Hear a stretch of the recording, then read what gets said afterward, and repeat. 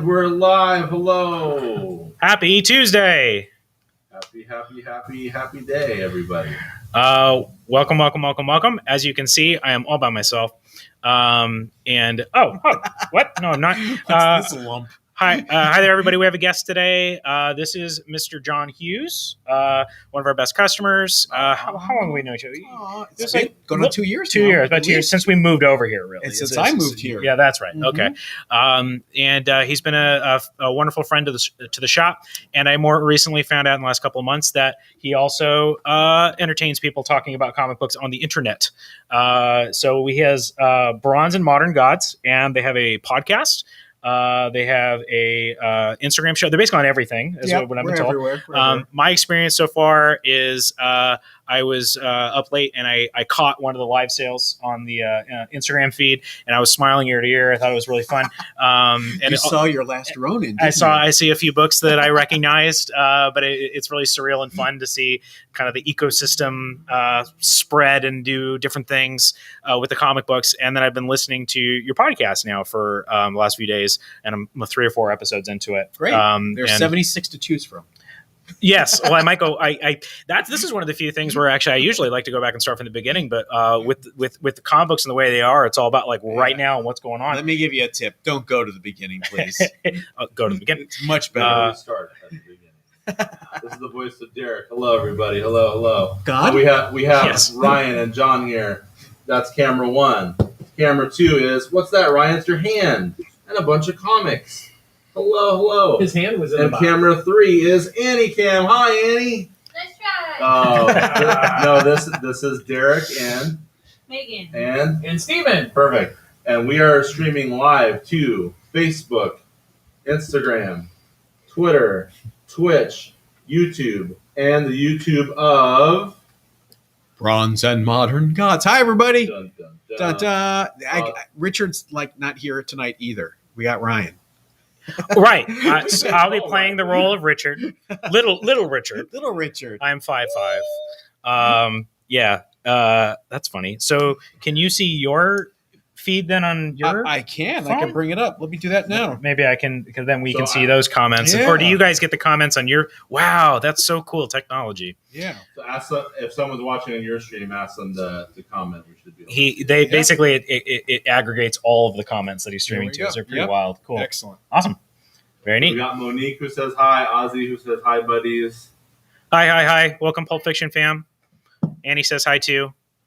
Annie, are you done? Oh, Annie's Pokemoning. Got Annie, it. are you okay? Adam Are you popped okay, up. Annie? Ruben. Annie, are you okay? Annie, did you understand that joke? You don't catch the smooth criminal reference. Nobody does that to you? Oh, she got it. Of course she did. Of course she does. I know. Ruben says, hey guys. Adam says, hello everybody. I'm off from work today. All right, we got Adam. All right. That's important. All right, so we got a lot of stuff to talk about, boys. Welcome. We're glad everyone's here. I'm glad I'm here. Hopefully this isn't causing too much of an echo with our little fanny baby mic here. Baby Mike. Baby So great first Mike. and foremost, before we get into any news or anything, if you don't mind, John, I'd just like to talk to you and get some information about you for our audience. Can I you get to tell take us your background, how you got in the comics, maybe how you got into your podcast, and what's your podcast? Sure. I have been collecting comics since I was 5 years old. I'm now years old. So it's been a few decades. That's all I'll say. I started when I found a copy of Captain America 154 on the playground in kindergarten during recess. Is it still there? I took it home. I took it okay. home, read it. Didn't quite understand it. Why is he fighting himself on the cover? I don't get this. It's like, part 3 of a 5-part saga, but I loved it and I never looked back. And I've been collecting hardcore off and on since then. And I've owned a comic shop in the past. I didn't know that. I had a comic What? store in a little town called Elyria, Ohio, called Astonish Comics and Cards. Oh my goodness. I opened it in 1993 and the market crashed right after. So my timing was chef's kiss.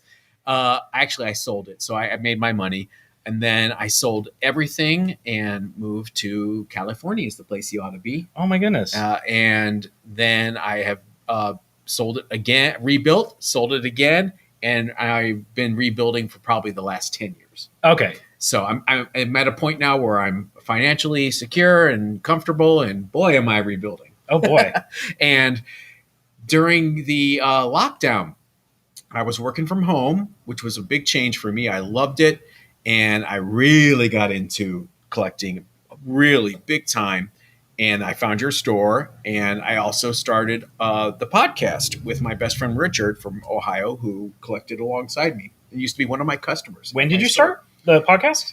It's going on 2 years old. Oh, look at that! Yeah. Everything's like okay. It literally happened right, when I first moved to Long Beach. Yeah. So here I am, and I remember this store when it was at its old location.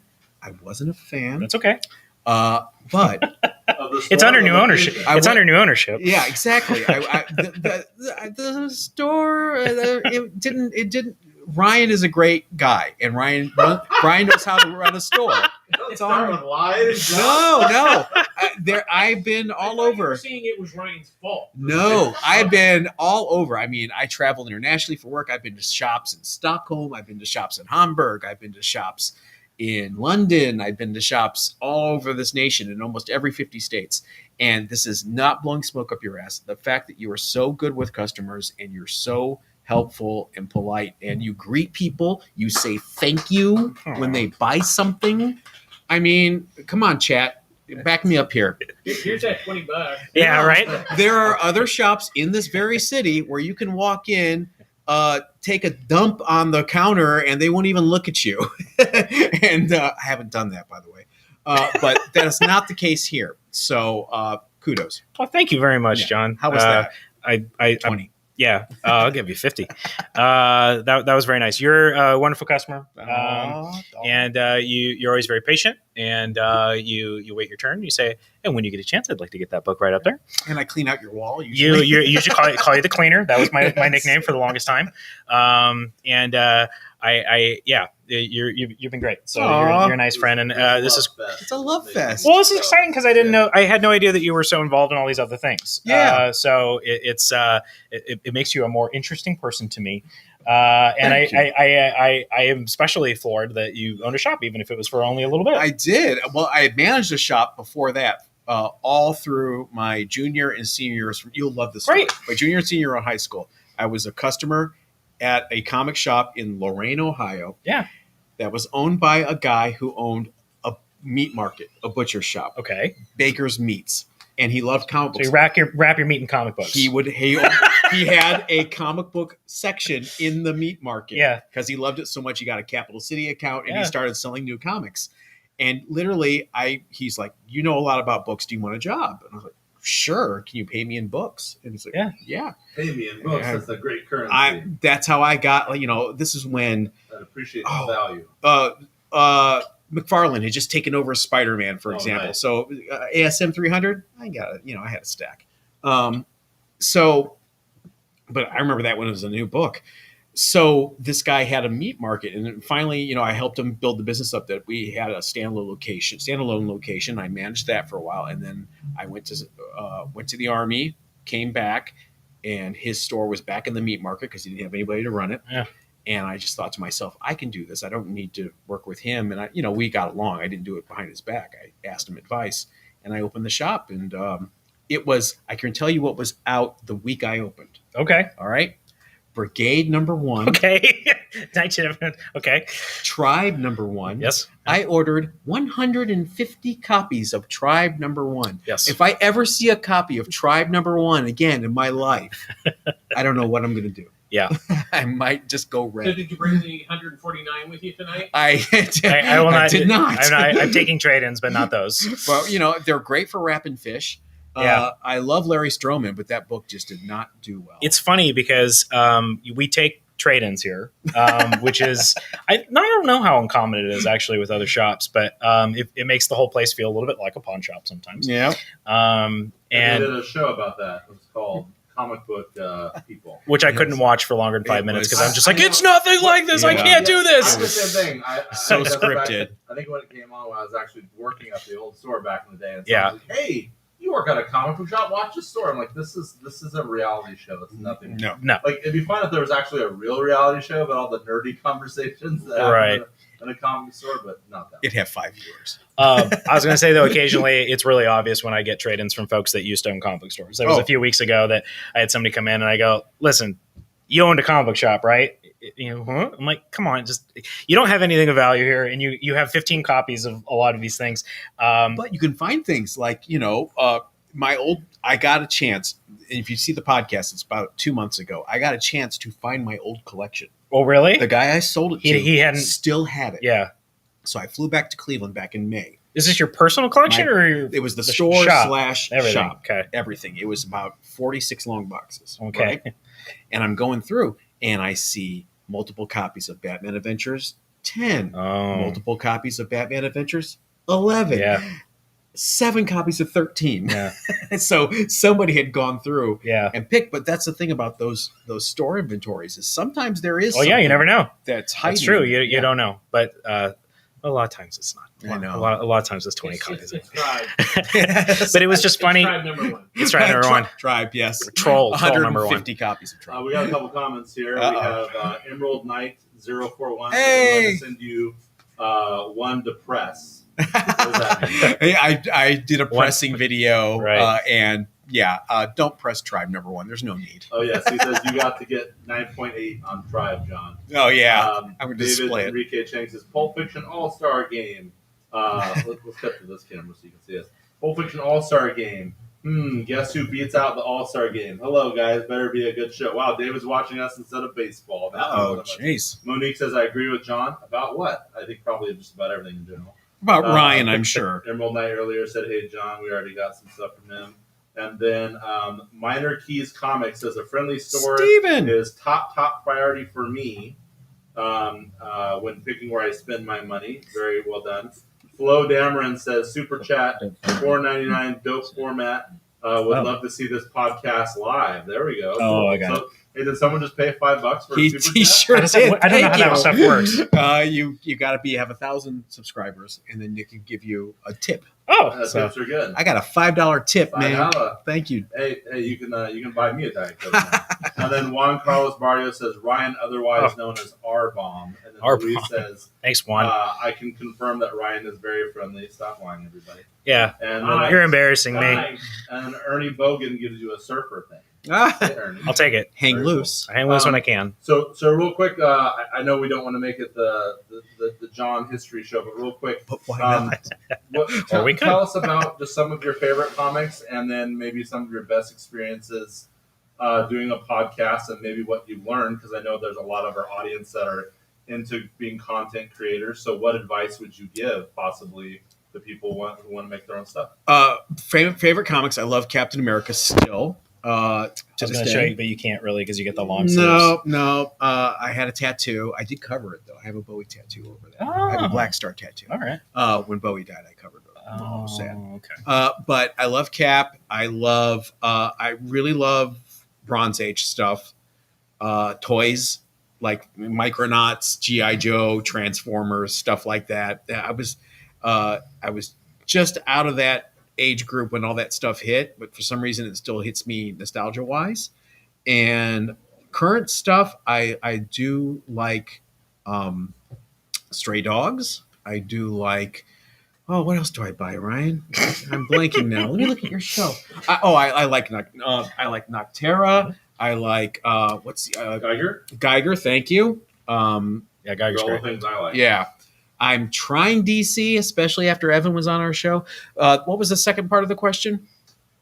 Just maybe some of your favorite podcasts. Advice for podcast people. Yeah. Don't assume everybody knows what you know. Because... You want a poll? Or you want a poll? Huh? Yeah. There are so many new people in the hobby now, so many new people that don't know about how to store comics properly, how to they don't even know about pressing. They don't know about slabbing. They don't know this stuff. And so if you go in using terminology and slang and acronyms, and they're not going to know what's a CGC, what's a CBCS. always try to share your knowledge. A lot of people like to hoard their knowledge and like, this is mine, Gatekeepers. Yeah. No good. Why be a gatekeeper, especially when you're 800 years old like me? I'm a gate usherer. Yeah, exactly. So if you're going to do a podcast, have a point of view. Don't just say, I'm going to do a comic book podcast. What's your point of view? Ours started out being focused on the Bronze Age, and then Richard was more into modern books, so we added and modern as kind of a joke. And then it just kind of, you find your voice after a while. You don't be embarrassed by your first 10 or 15 shows. There are going to be you do want people to go listen to your first 10 or 15 shows. Go compare. You'll see. We were not very good when we started. Yeah. I'm sure Comic Tom was not very good when he started. So is he the king? Is that who we're? Is that shorthand for like he did it? He's got the biggest following and he was first. A lot of times when you're first, you're the biggest. Yeah. That's all I'll say. Yeah, right on. Fair enough. I'm not trying to jam mystery boxes down people's throats, but a little shade there. Sorry. So yeah, talk about what you know and be yourself. Because when you see people that are like, they're putting on a character, it's cringe. They're like, what? Do that again? You don't come off as authentic, and authenticity means so much to folks. I would agree with all of those things, especially the not treating people like they know everything. I have new customers all the time. We're still poking. Annie who works here is leaving. Bye, Annie. No, except she's not. She's not she's not leaving. I'm sorry. I'm continuing, Ryan. I'm sorry to interrupt you. Nothing. Just everything he said. It's correct. I've felt this way about it. I've had a customer come in, and it was kind of a joke. Now happens all the time. But somebody just looking at me and going, keys. And I was so not in the frame of mind of back issue stuff because we mostly were very, very focused for years and years on just new comic book merchandise and graphic novels. It was pretty much it. It was very graphic novel. And that's what we sold online. So that was kind of our bread and butter. So when somebody came up in my face, just went, keys? I go, I don't know what language you're speaking right now. If you use, do I have any key issues? I see. Now if somebody doesn't, I know what they mean. But I try to be sensitive to that as well. Yeah. There's a lot of people that, how can I say this? They're not the most socially fluid people that collect comics. So sometimes you have to kind of bring them out of their shell a little Absolutely. bit. I do that all the time. Sometimes I'm not looking at you, Steve. Sometimes it takes years for me to get people out of their shell, but when I do, it's awesome. Ryan's very simple.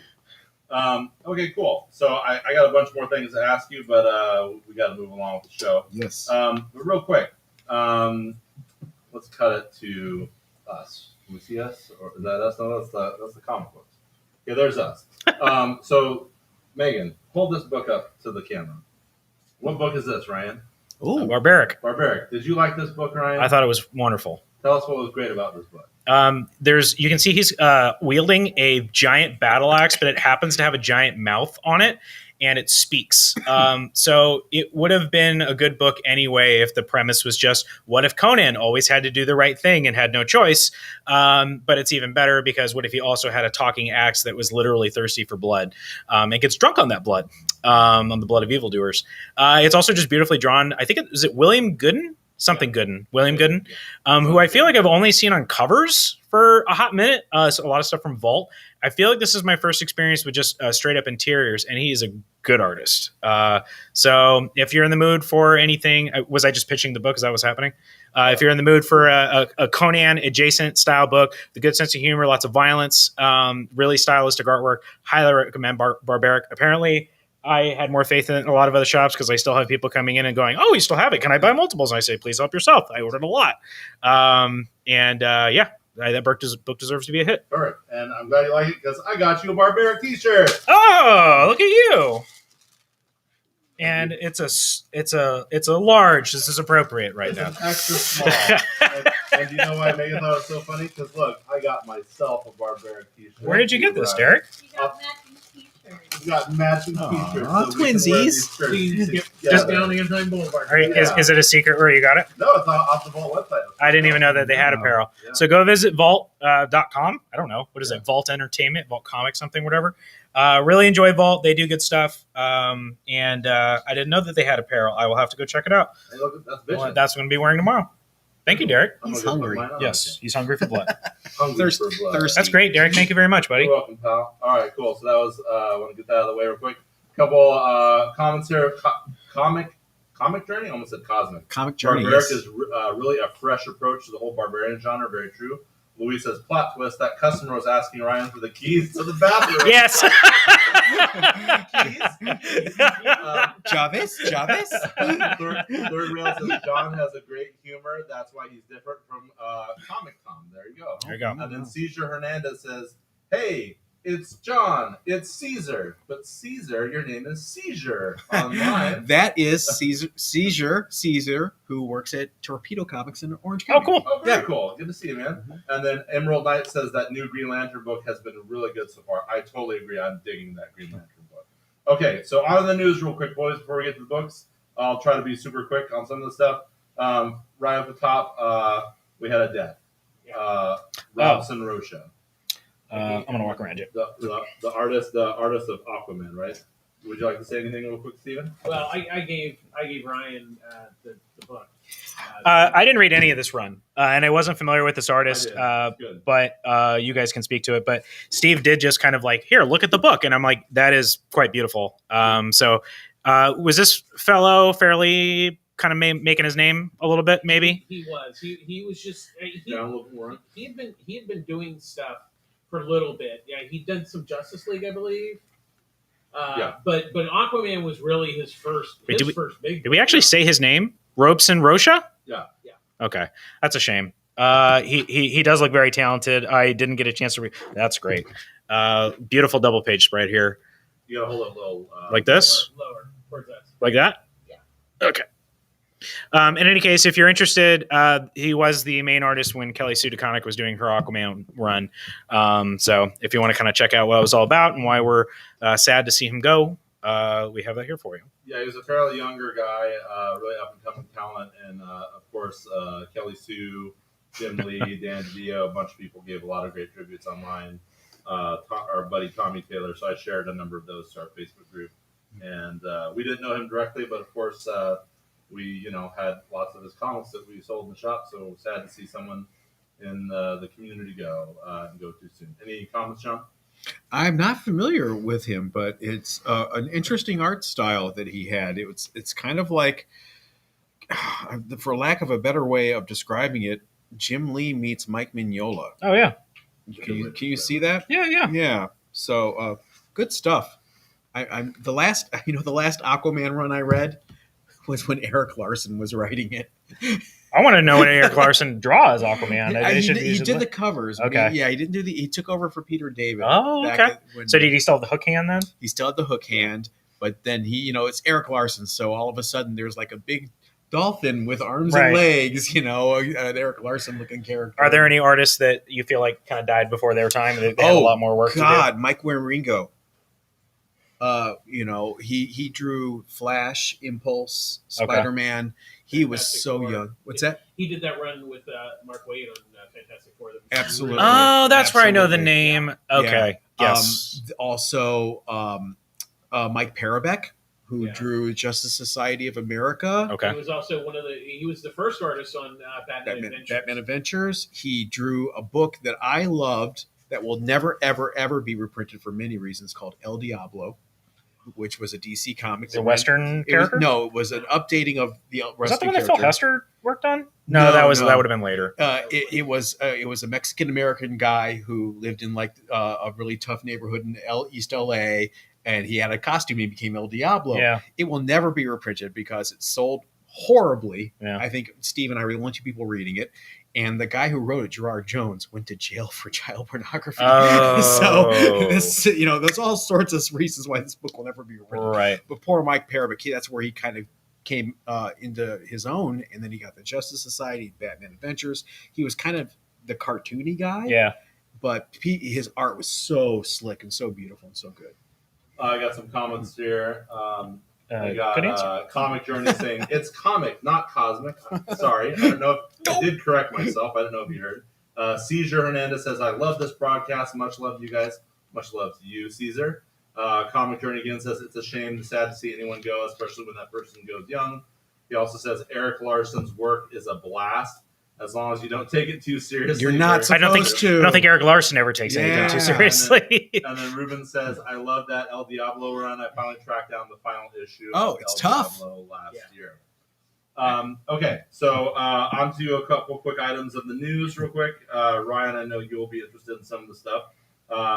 Emmy nominations came out, and guess what got nominated for Best Drama, Ryan? Lovecraft Country, Oh, cool. Boys, and The Mandalorian. So 3 Nerds are taking genre over. shows that would have Taking never got over. nominated probably in years past. No. And 2 of them got canceled. Yeah.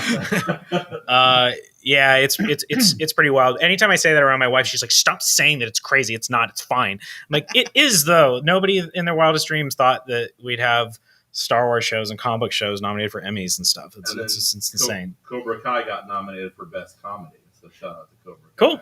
Is it a comedy? I don't know. Is it? There was some debate about some of there. If you look at the comedy, there was real questionable, like the is it the stewardess, the Kaylee Kuko. I don't know that I would necessarily call flight attendant. Flight attendant. Yeah, I don't know that I would. You're so sexist calling her a stewardess. No, she's so old school. What are you going to start saying? Virgin covers? I called them textless. Yeah, there was some really odd ones, especially like in the comedy category, that were like, I don't know that I'd call that a comedy. Well, if Ralph Macchio is doing karate in his 50s, it's a comedy. It's probably yeah. And then real quick, He's the bad some man. cool numbers here, Ryan. The Boys got 5 nominations in total. Good for them. Jeez. Lovecraft Country, which, as you mentioned, is canceled, John. Sad. That got 18 nominations. Wow. Jeez. And you're sitting down. The Mandalorian got 24 nominations. Wow. How many of those were technical Emmys? A lot. Okay. All right. I'm just saying. Well, you got to come with the real. I'm just saying. I need to bring Grogu and have Grogu accept the award there on stage. Lovecraft Country actually got a lot of frontline nominations. That's good. A lot of acting, a lot of directing, Screenwriting. screenwriting. So it probably did the best of the genres. MJ Rodriguez for Best Supporting Actress for Pose, first trans person ever to be nominated for an Emmy. Oh, wait, in which show? In Pose. Oh, Pose. Pose. And there was one of the actors on Saturday Night Live was the first Chinese. Bowen Yang, first gay Asian American to be nominated for an Emmy. Chinese. Oh, shit. Chinese. He's Asian American though, right? Yeah, he's from here. But I think He's not from China. No, they were saying of Chinese descent. Yes, you know? yes, So for that sure. was actually a big thing, and they also noted that it was the most diverse nominations they've ever had. Bowen Yang is hysterical. Yeah. I think Megan and I went to. Did I go without you, honey? The thing for Pose at Fox Studios. So I got to go meet Ryan Murphy and hear him talk and watch an episode, and brought us back a couple Pose T-shirts, and Megan wears a Pose shirt around the house when she's editing. Okay, a couple other things real quick. I think we'll save more of our commentary for next week's show, Ryan and Steve. But real quick, did everyone here see Black Widow? I know John didn't get to see it yet. Did you see it, Ryan? I did see it. Okay, just real quick, 2 seconds. What do you think? I thought it was fine. Fine. What about you? What do you think? Oh, you didn't see it? A ringing Okay, we're not going to spoil it. We'll get more. It was entertaining, like every Marvel movie is. Okay, so you thought it was fine? Florence Pugh owns the movie. Give her everything. I'm gonna go watch Little Woman. I haven't seen it yet. She's gorgeous. All right, Steve wants to give a quick thing. I'm kind of with Ryan. I thought it was fine for what it was, but I will suggest if you have not seen it, go see it in real IMAX. Okay. Because there's 22 minutes of footage that was shot in IMAX. The Budapest sequence, the Budapest. No, I said that so you could do that. You set me up wonderfully. Adaption or adaptation? The prison scene, and then the back end of the finale with the thing in the sky. Yeah. And real quickly, I did look it up.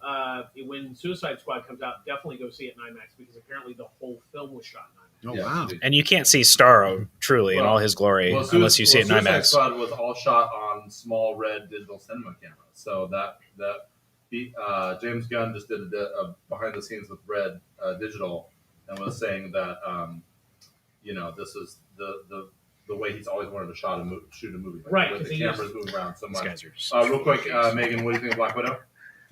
I liked it. Megan liked it more than I did. I thought the same thing as the boys. I thought it was fun, but I'll give more of my opinions on a later thing.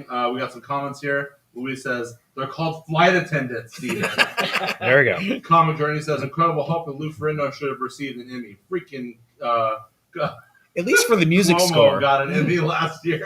He says too controversial. Give Lou Ferrigno an Emmy. He's deaf for God's sakes. I love that shoe and guy. What's a shoe? I don't know. That show. Show. Yes. He spelled A really big shoe. he loves his shoes as well. Third rail says old school covers versus digital covers. Which is better? Well, I say old school. Everyone agrees? Oh, yeah. No contest. I don't even understand what digital cover means. I think is it pen and you mean they make it digitally? Pen and The ink artwork or drawn on digitally? tablet? I can't always tell. Can you always tell? Sometimes. I mean, when it's like Yoon or like Art Germ, I go like, oh yeah, it's obviously digital. But like Walt Simonson just did a cover for something of the X Factor. Yeah. The X-Men reboot. Legends. Yeah, and you can tell that was pen and ink. And Yeah. it looked gorgeous. But Lee Bergermo, he only does digital. Yeah. He doesn't do. I like texture. So if I have to pick, I want something that feels like I can touch it and it would feel like it has texture. So what are these artists doing though for their other income stream now, where they used to sell their original art? we're not going to make this the NFT show. I absolutely not. Exactly. Okay, so Loki season episode 5. We'll kind of go into more to that. I have a piece of outerwear, a shirt coming to me in the mail, Is and it I'm the excited Izod riff? to wear Yeah, it Izod around. riff? Maybe We've ruined. all you've your ruined fun. it completely, but not everybody watches this, so it'll be fine. I think me and Megan have a favorite new Loki, and he's green. Oh, Small. he wins everything. He bites. Yes. I will. Remember, no one can hear you unless you have this thing. Okay. I will say that Funko is already on top of that. Oh yeah. Oh, Apparently, the particular one we are discussing is going to be a Hot Topic exclusive. There you go. So hot topic very quickly because it does look pretty cool. Very well done. Very well done. This isn't a spoiler. That is not only my favorite episode of the show.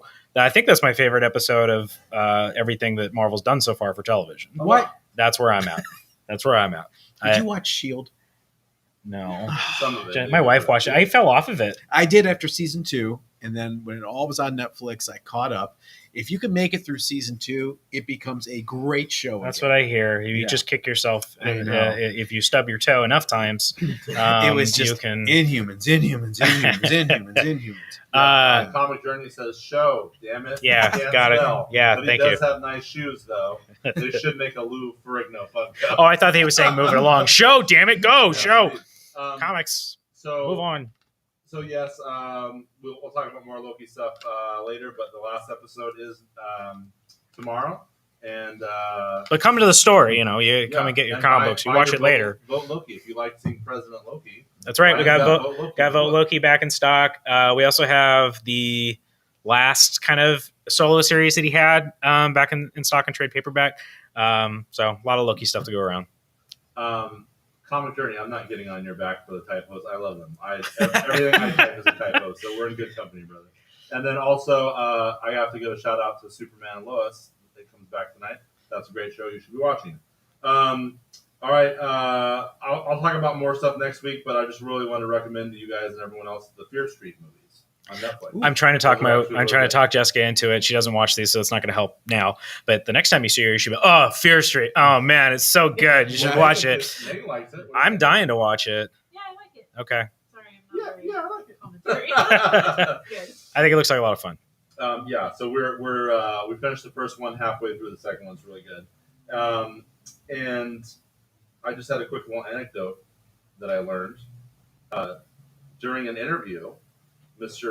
Matt Damon promoting his new movie Stillwater, not the comic book, but a movie. Oh, I almost got it. He revealed that he passed on the lead role for Avatar. So that would have been, what was the name of the actor who did that? Oh, the Blue People movie. Yeah. That took me a minute. Yeah. What's the name Nobody of remembers that? his name anymore because he's Sam Worthington. Sam Worthington. So he passed in the Sam Worthington role. But get this. James Cameron at the time really wanted him to be the lead Yeah. and offered him 10% of the points. total gross. Oh. So he was not as rich as he could have been. So for a $2.8 billion movie, the biggest movie of all time, Matt Damon walked away from the biggest acting paycheck of all time. I don't know. Possibly $280 million. Possibly, but let's be But honest. it's a good story, Stephen. Let's not ruin it. Universal has paid him very well to be Mr. Bourne. Let's be honest about that. Which is why he passed, because he was doing the Bourne movie, so he didn't want to leave that. But it just made it for an interesting story. Someone else is effing Matt Damon now. Yeah, that's right. Okay, so I think that's it with some of our news. I got more pop culture I got stuff your we'll talk about next Okay. week. But I wanted to cue you guys up. I love that song. So, John, Yes. you posted Controversy. some controversy. Okay, real quick, let me read these comments. Yep. Third Rail says, I really think Hela, the goddess of death, should be included, especially without outfit. Yes, we always like Hela. Ruben says Fear Street was good. Or he says Goyd. I don't know if that's gold or good, or you're just an older lady that says it's Goyd. Ruben. Comic Journey also says Loki has set my expectations super high. I have a feeling it will be great. I also have a very, very bad record for predictions.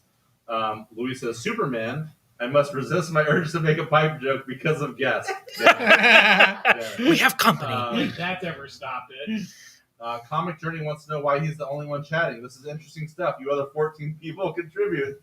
Yeah. There's We got- 14 people on the channel. We got 31 people on this stream. Good. So, Excellent. And then Ruben says, I got the Matt Damon joke. Did you get You got Matt Damon? Okay. All right. So Like them apples? They like them apples. All right. So back to John. So John, Yes, you sir. posted about something interesting. This post actually got reposted a couple different places. Many places. So this is kind of a controversy regarding something that got put up at a shop. So tell us about that and tell us about some of your opinions. You don't happen to have the image I sent you, do you? Oh, I have it here. Yeah, I can probably find it. Yeah. I'll have it up If you can put first. it We'll up. Talk about it. If not, I can read it to you. There's it's from a back issue bin at a store, and somebody has. Where should I do posted it. this? Or do you have it on your end? You can do it. Here, what's there? The owner has a sign that says on the wall, "Due to the nature of the speculators market, we reserve the right to check and reprice any and all back issues according to current going value." First of all, the poor English with current going value, whatever. I think he meant current market He also value. used Comic Sans. It looks Oh like. my god, it's just the worst. so. The font, everything. It's just this sign just really triggered me. But Did you see these ones? I did. So it's a trend. Yeah. Oh, it's definitely, and I get it. So I'm going to be quiet. the debate is this a good customer experience or not? Now, I see why retailers are antsy. Things change on a dime. You know, an issue of Haha comes out tomorrow, and all of a sudden it's optioned for Netflix, and everybody's going and grabbing everything off the shelves. Oh, there is an issue of Haha coming out tomorrow. Almost like I was queuing that up. So I get it. Also, you told me a harrowing story when we were getting ready to go on the air about someone who walked in and bought all 15 copies that you had of Stray Dogs for Friday. I don't know. I was thinking I was exaggerating, but Yeah, still. but it definitely happens. But someone cleared the shelf out, and people like me who want to get one or two miss out because I didn't get here at 10 o'clock Wednesday morning. Right. So I first get of all, just for a little bit more context, Yeah. People hear me talk about this here in the shop, and sometimes they don't always know what's going on. I go, it's crazy. I don't know. It's just nuts. The market is so full of so much more energy and verve right now than I've seen. Now, he's been collecting comic books since he was 5 years old. I've only been into comic books really since I was like 16 or 17 years old. And even then I had not really any interest in collecting comics. I was mostly graphic novels and reading the stories. I'm voracious. Then when I started collecting, to get rid of had to move, get rid of it, build up another one. But it was never from any place of, what's the value or anything like that. In fact, when I got into comic books, I was very much into indie books, which nobody cared about at that period in time, Right. and so on and so forth. And I've been working in comic books, I guess, for 11 years. When did the New 52 start? That's usually my starting point. Whenever that started. Yeah. And it's never been like this. So the New 52 is probably the last time it was Crazy. like this. And even then, that was more of just hype for the books and stuff. It really didn't seem like it had the same added element of speculation, which if you're not familiar with that term, really all it means is, and it's not every. We're going to talk about this because John is a speculator, but John is also not a speculator. It's they're different things. But when somebody says speculation, what they are, and you may have heard of a house being speculated on before, it's a similar thing. You're getting something with the idea that it's going to increase in value later. Now, that's not the same thing as, today some people said it's worth money, so I'm going to run out and get it, which is kind of a little bit more like the Friday the 13th Stray Dogs example. So there's speculators, there are flippers, there are people that are just collectors, and or you could be all three of those things, or whatever. And right now, this stuff is, I don't have any other word for it besides it's insane. The amount of money that people are spending on comic books seems unprecedented. Good for you. I'm not complaining, but I'm always waiting for the other shoe to fall. I am too, because I went through a crash myself in '93. And people say, well, a lot of people make comparisons and stuff. I think it's different. We didn't have the internet back then. Right. That's a huge component. There's so many people buying and selling to each other. Well, that has nothing to do with us. And we didn't have Wall Street involved before. Now Wall Street's involved. And I don't know if that's a good or a bad thing. But the jury's still out on that one. So this is a whole rabbit hole that we can go down that we're going to try to avoid because there is this specific thing that we want to talk about. But just for context. My point was, if you have, let me think of a good example here. Do you know what G.I. Joe 21 is? Is that Snake Eyes? Snake Eyes. Okay. If you have a copy of G.I. Joe 21 Snake Eyes sitting in your back issue bin for $6. Yeah. And I bring it up. And you go, crap. Yeah. Whose fault is that? It's the fault. Whose fault? Let me start with this because I'm a retailer, yes. And I come from the retail perspective. I'll say this first, regardless of how I would conduct my business and how I would personally do things. Mm-hmm. Merchandise belongs to that person. They can do whatever they want with it.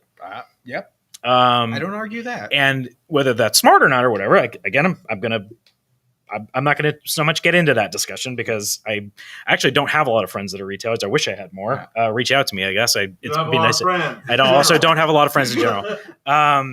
But, and again, specifically to this post that he was talking about, what they're saying is that they should expect that when you bring Snake Eyes up to the counter, they're going to check and see what the going rate is on that book before they sell it to you. Now, specifically if it was a dollar bin comic. Well, I mean, it might as well be for them, but for what it's worth. Let's say they priced it at $6 10 years ago, and they've never gone back in their bins and done it. I mean, that's kind of what happens. So my first question is, how do they know? So is it just because it's something they forgot about, and then once they see it up at the counter, then they're going to make a decision? Exactly. Because they must have so much comic book inventory that has been sitting stale for such a long time Okay, I'm understanding a little bit better. Yeah. See, it's weird because my business model is so different. I don't accumulate. Right. I want to move. You love you're about to turn in and out, burn, which is great. That's actually how you're supposed to run a business. Yeah. I don't want to hang on to it. But the thing that gets my goat, there's two things. There's you two. Have a goat? I have he's a little short thing. Harry. Billy is his name. The thing that really gets me is the people who don't price books at all. Yeah. And then you bring them to the counter and they immediately bring up eBay, which first of all, you can use eBay as your barometer, but I hope they're using the sold cost on eBay as opposed to what people are posting it for sale. So I was mentioning pawn shop stuff earlier when I get trade-ins. The thing Annie has heard me say 10 billion times. Now I never exaggerate. Annie, 10 billion times he's told you never exaggerate. Sorry, I derailed your story with a bad joke. I try to be transparent. I want people to understand how I'm coming up with numbers that I am. Yes. And I will take a few minutes and teach somebody how to fish instead of giving them a fish or whatever the expression is, because the very first thing people do, especially when they come in with a book and they go, I looked at it on eBay, it's selling for $400. Okay, can I show you something though? Yeah. And then I show them the filters. Exactly. And it's important that they say, you see how they all turn green? Now you're in business. But Now you see it selling for that's just the $4.50. beginning. Now you got to keep going. Is it been graded? Is it not graded? Is it raw? What's the condition in this book like? Why did this one sell more than this one? Is this just a quick sale? Like, is this not indicative of the market? You know, all kinds of the things you learn just over the course of time.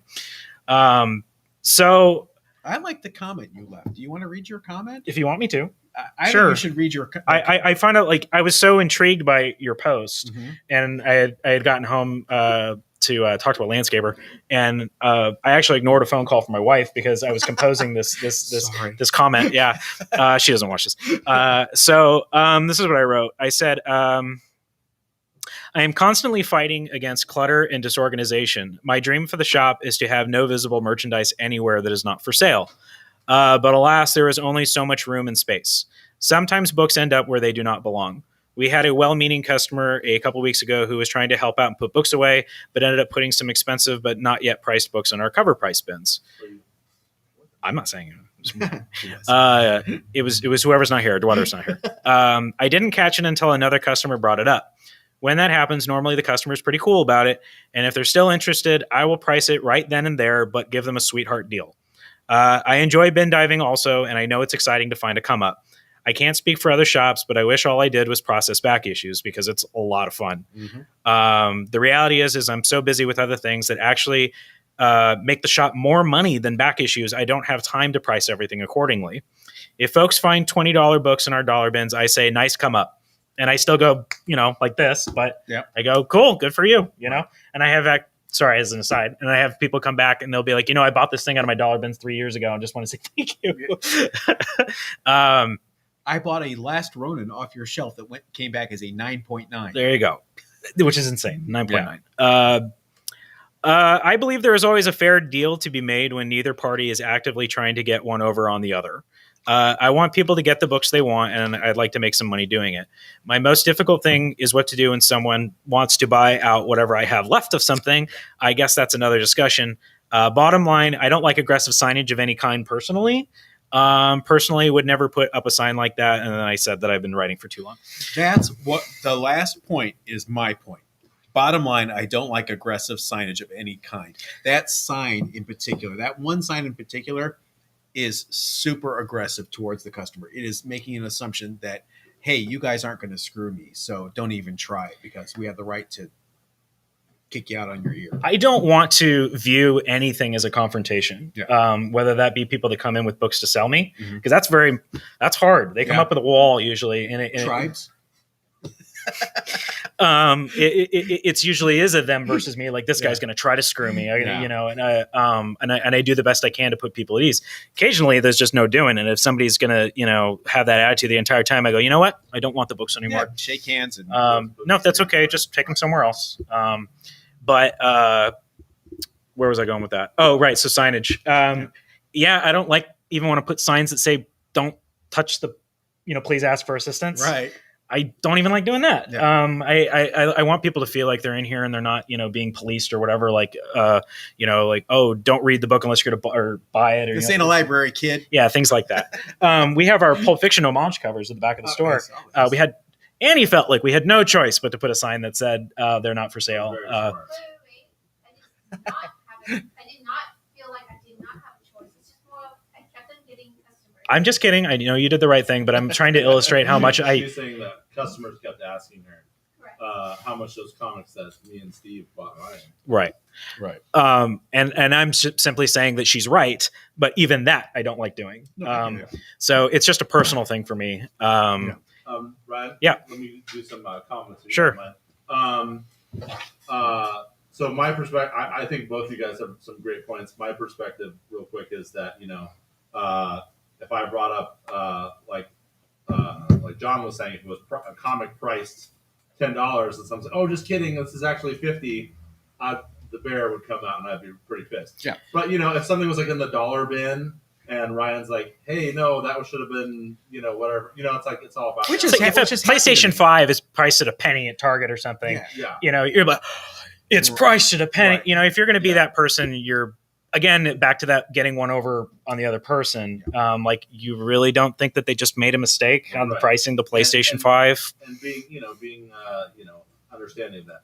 So real quick comments. Craig says, "Hey, Pulp Fiction family and Daywalker." Hey, Craig. Eddie says, "That was you. I saw it and couldn't believe that was real." Is Eddie Aspiro one of your people? Probably. No, it wasn't He's me. Timothy E. Cossix says, "Astonished Comics in the house." Hey, Tim Kosis, who Kosis. worked at my store Oh, in nice. 1993. No way. Very cool. Yes. What a small Adam world. Says his dinner is orange chicken, white rice, and ribs. Good job, Adam. Delicious. Thank you, says Adam. 2011 was when New 52 started, Ryan. Okay. Craig 10 wants years. to come over to Adam's house to eat some of that chicken. Comic Journey has a number of comments here I wanted to read, so we felt involved here. Comic says, if you want spec, you should have seen the mid-90s. There are still people with a couple hundred X-Men ones, Superman 75s, X-Force ones, and the like.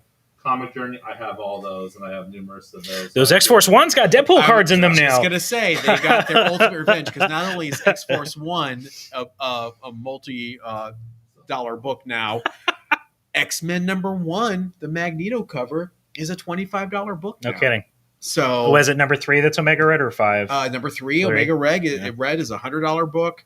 Youngblood, Youngblood #2 is the first appearance of Prophet, who's been optioned for a movie. So Youngblood #2 is worth money now. I worked at a comic shop when X-Men 1 came out. It was nuts. It was insane. We actually had sealed cases in the back. Yeah, it was because there were 5 covers. Yep. Right? Yeah, and you had people that bought one cover, bought 5 covers, bought 2 of each cover, 3 of each cover. It was insane. It was Spider-Man #1, insane. the first McFarlane one, was another one that was insane during that time. And I worked at a chain called Adventure Comics in Monterey when I was in the Army. I did that part-time when that came out. And we actually had sealed cases months later still up there. I wonder where they are now. That's so funny. Luis says, just do what I do when it comes to money. Blame capitalism. No, Luis, we all want to make money. Get out of here. Timothy also says, I got G.I. Joe 21 at Woolworth's Midway Mall back in the 80s. Holy mackerel, Timothy. That's a great callback. You're good to go this way, Andy, if you want. Adam says, I blame Canada. Dean TV says, this is a surprise extra episode live. Hey, Diener. Sure that's one of our guys. To John. Oh, Annie's in the shot. Hide your face, Annie. Hide your face. And Comic Journey says, some local comic shop owners are clueless when it comes to conducting proper business. Well, some are, and others aren't. It starts with actually knowing their inventory. If a customer picks up an already priced book, then the owner should honor it. As a business owner, you need to know your inventory, know how to price, and have reasonable customer service. This is all good stuff. Many local comic shop owners have a problem grossly overpricing FOMO books, and people should not be touching wall issues without permission. And then Eduardo says, Annie can do no harm. And Dean says, I can hear that one guy really good, but the other people, I don't know. Got to turn it up some. Yeah, we're muting this mic. Can you hear us, Dean? Can you hear us? Adam says, Ryan, I'm in retail. I can tell you I've had that problem regarding items, obviously in the wrong place. Sorry, but you're not getting a $400 Blu-ray player for $20. Yeah. And then Mark Lineker says, Mark, if you left an issue in a bin for months at $5 and a customer brings it up, this is obviously a hot button issue. A lot of comments on this, guys. Brings it up and has risen. Sorry, that's tough SHIT rule, in my opinion. Caveat venditor, however you pronounce that. That's a cool thing. Bob is excited that he got to see Annie on camera. David, Ryan, you do a great job at bettering the reputation of Pulp Fiction. Kudos to you. Thank you. And then Comic Journey also, last comment here, and I'll get back to you boys. It's not about getting over, it's about getting reasonable. I picked up Secret Wars 2 through 6.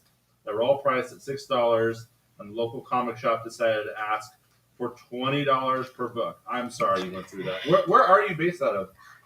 You know where Comic Journey is based out of? I don't want to blow up anybody's spot. We don't don't tell us the store in particular, but I'm just wondering if you're local or out of state. But these are all great things, and obviously it's a hot button topic. So many comments on that post on Instagram. Yeah, I think I only got about half of them. Yeah, but it was it's an interesting debate. Listen, I'm not saying I'm right. all I can do is talk from my own personal experience. Yeah. And if I have a, but I'm right. if I have a book up here that I it goes both ways, by the way. Sometimes what happens pretty often is I'll price something when it's hot, you know. And just again, for my own personal thing, I usually see what things are going for market value on the internet, and then I price it for less if I can. Because I use a real world example? Sure. To show how great you are? Oh, would you please? There was a copy of America Chavez #1 on the wall one week for $79.99, and I was like, I don't have that. First print, first solo title. She's coming to Disney Plus eventually. So I said, I'll buy that. Yoink. Next week I come in, there's another one on the wall for $29.99. Yeah. And I was like, why? Okay, why? And I said, Ryan, is there something wrong with this one? He's like, no, what do you mean something wrong? And I told him, and Ryan's like, you know what? Send me a picture of the one that you got before with the price tag still on it. I said, yep. And he let me have the $29.99 one for free to make up for the pricing disparities. Great. Now everybody's going to ask for something for free. I know. They're going to come back. It's a great story to show that, just to back up what you were just saying. I mean, everything's case by case, and again, I'm going to make money on the book no matter what. Yeah. So, do you hate that I told that story? No, it's okay. It's okay. I don't have. I mean, I do. Yeah. Listen, I back issues are great, and they're a lot of fun, and they're important to keep here in the store to keep people coming into the shop that are interested in those things. I am and will always be focused on new things. There are always new comic books coming out. There's sometimes a feeling with folks that like comic books are done and they're not fun anymore. Like I had somebody another retailer say, what did he say? He said, you know how you go out of business? I said, how? He said, you sell new comic books. And I went, okay. It's a little bit of both. But I just focus on customers. I want clients. And FOMO on a book doesn't seem worth it. I don't sell online. Yep. So that's another thing too, which is probably different than a lot of, and I don't want to. I like to have people to have reasons to come here.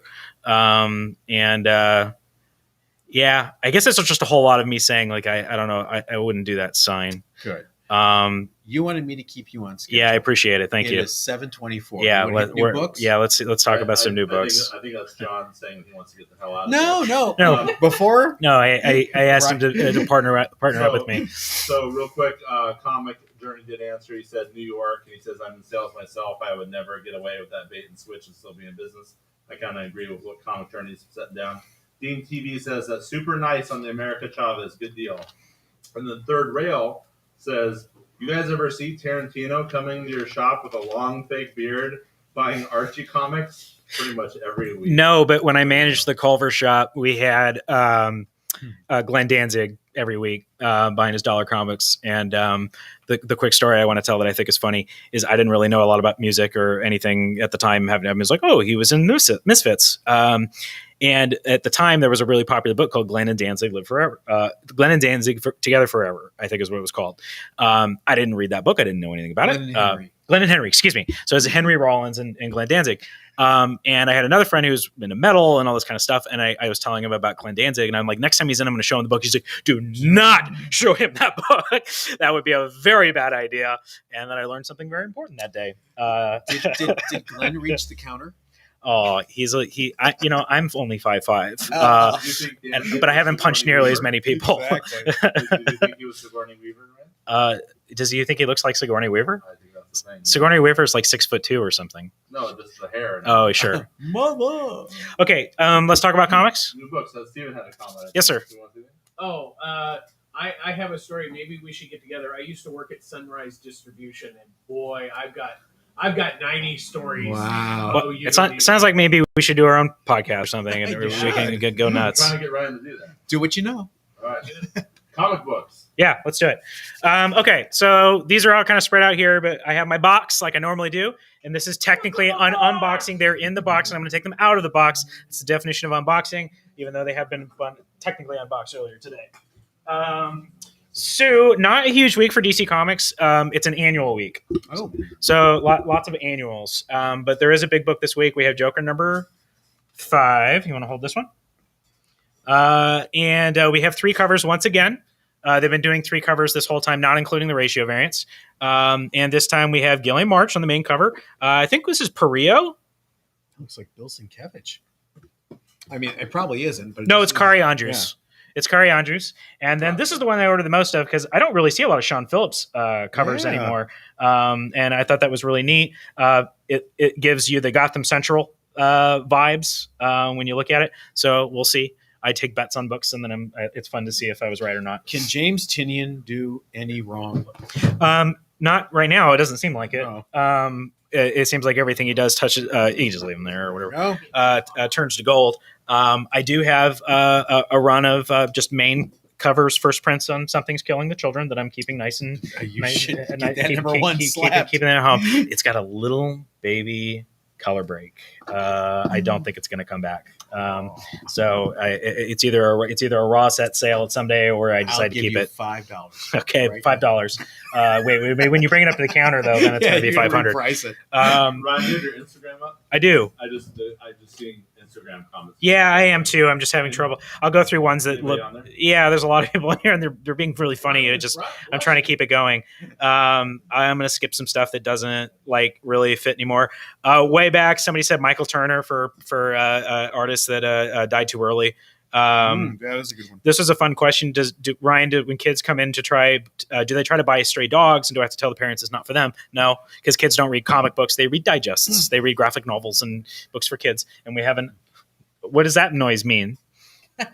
Okay, well, we have an all ages section right over there. When it comes out in a trade paperback, that'll be kind of fun to try to get people to not read it. All dogs go to hell.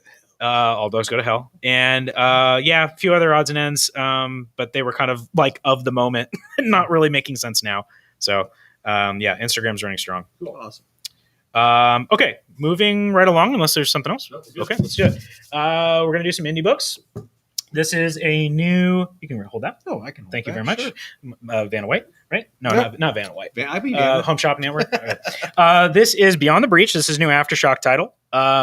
We have this is, I believe, a 1 in 15 ratio variant by Declan Shalvey. He's one of my personal favorite artists. And I did read this book last night. It's a lot of fun. It's full of monsters.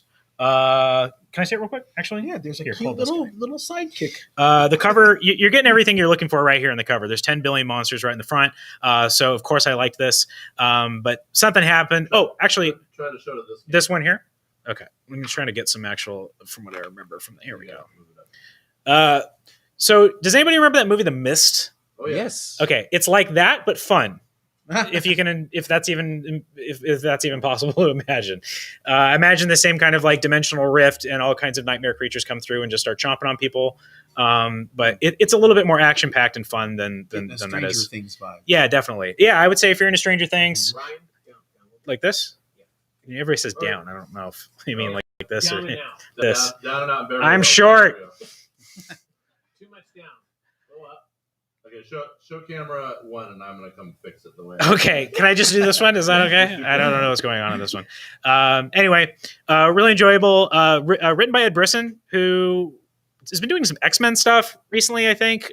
He did a few indie things. He's done a lot of horror books before. And then an artist I'm familiar with, Damien Cows. Do you want to try? Cochero? Cochero? Maybe? Sure. Cochero sounds okay. Cochero? Yeah, no, we're fine. I will say that the ending was mean unless they take it back in the next issue. If they keep it in the next issue, I say bravo, Beyond the Breach. I will continue to read it. If they take it back, then I'm a little less interested. But Beyond the Breach, check it out if you're into Monster Mash. And I haven't priced the ratio variants yet, guys. I'm sorry about that. As soon as everybody clears out of the shop, it will be the next thing that I do. But that is a beaut. Again, I literally like Declan Shalvey, and anytime he doesn't draw monsters very often. So it's fun to see him draw scary, tentacly things. Also this week, we have look at all these hearts. That's fun when that happens. The Mist best ending ever. Certainly one of the most darkest endings. And the Mist movie has one of the best endings. Everybody loves the Mist ending. The return of David Peterson. I love David Peterson. I'm really excited for some of y'all that are maybe going to be exposed to him for the first time this week. He is, of course, the creator of Mouse Guard, which some of you may know about and some may not. But it was a really popular hit book with Archaea Press, which was somewhat of a short-lived, really cool kind of graphic novel. I'm just testing something. Graphic novel company that got bought by Boom. So now Boom kind of does all this stuff. I But think it's still they use the. should I stop talking? Yeah, No, right there we are. Oh, there we go. We still got a K in the thing. Mhm. David Peterson doesn't work a ton. He's very detailed and yeah, it's really cute. Hey, Ryan, Yes. can you sit up, please? Oh, like this. Yes, please. Thank you. Your posture's horrible, Ryan. Cautious Annie, travel. Annie was a teacher in another life. I'll put some books on my head. That should help. Will CGC slap this? That is the question. Yeah, this is a really awkward size. But actually, there's enough magazine-sized books now that people, I think, are over it. I would think so. Which is nice because actually, in my day, back when indie books were not selling nearly as many copies, if you had a book that was a weird shape like this, you were dead on arrival. It's beautiful, though. David Peterson's great. Yeah. And so, yeah, I'm excited for some of y'all to discover him. I know that a couple of our customers that have just been getting into comics have no idea who he is. So, Very nice. Mouse Guard, David Peterson. And you can just pick these up and read them. They're just, and good for kids, too, by the way, if you want something to read with the kids at home. For kids. Yeah, for kids. You'll wish you bought it when Sesame Street options it. Here's a book I took a little bit of a chance on. It's called Never Never. I'm not familiar with this publisher. It's VRUS, like virus, I guess. Are you familiar with this publisher at all? No, but great name Yeah. after 2020. Oh, just kidding. It's heavy metal. That makes more sense. Okay. Heavy metal has been doing a lot of comic books lately. This one's interesting because usually when they do, they shrink because they were doing it in magazine format, and so it gets truncated for the comic book, or they reprint it over here in magazine format. But this one's actually normal size. Some kind of a riff on Peter Pan. Looks kind of cool. We had a few customers pre-order this. By the way, if you're not already on Pullbox, you should think about it. You can go in there and see. You can go in there and you can find. The first thing you were doing was great. It's just too much play. Got it. How's this? No, I'll practice. Yeah, that's pretty good. Okay. Pretty good. I got just a couple of these for the shelf. And by the way, this is why Pullbox is awesome. Is when my customers pre-order stuff like this and they show interest, and yes.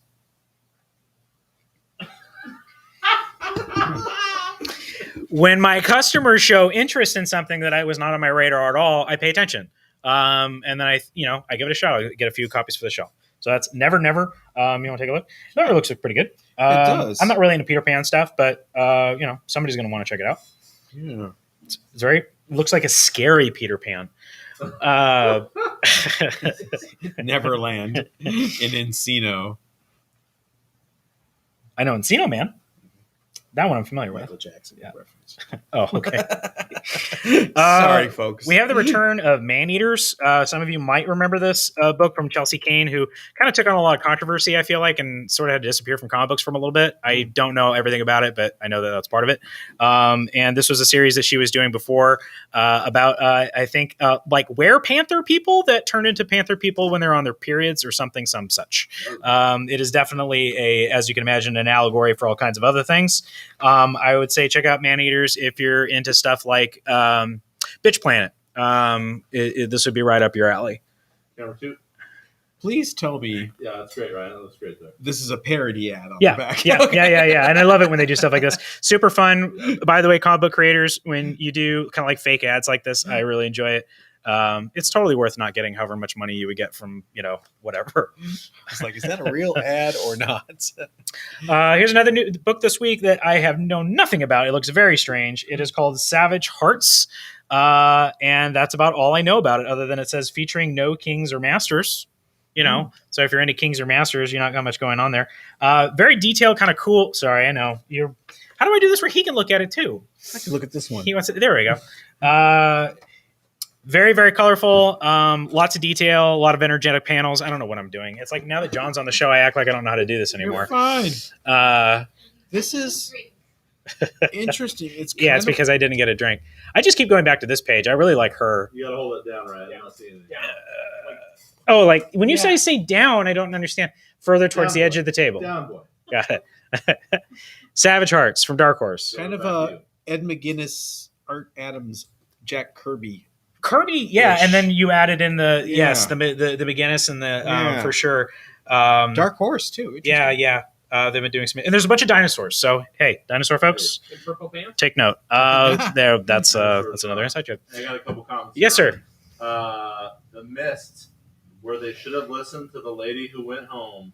That's right. That's from Adam. Comic Journey. Does anyone other than me want to see comics with newsprint pages? Yes, Kind of. I do. I do because they'll be cheaper. It may be. I don't know if that's actually true or not, but I've been banging that drum for a long time. I would say whatever we can do to make comics cheaper would be nice. That newsprint is now more expensive. So it doesn't matter anyway. And I'm sure all the money's actually going into things that I don't understand.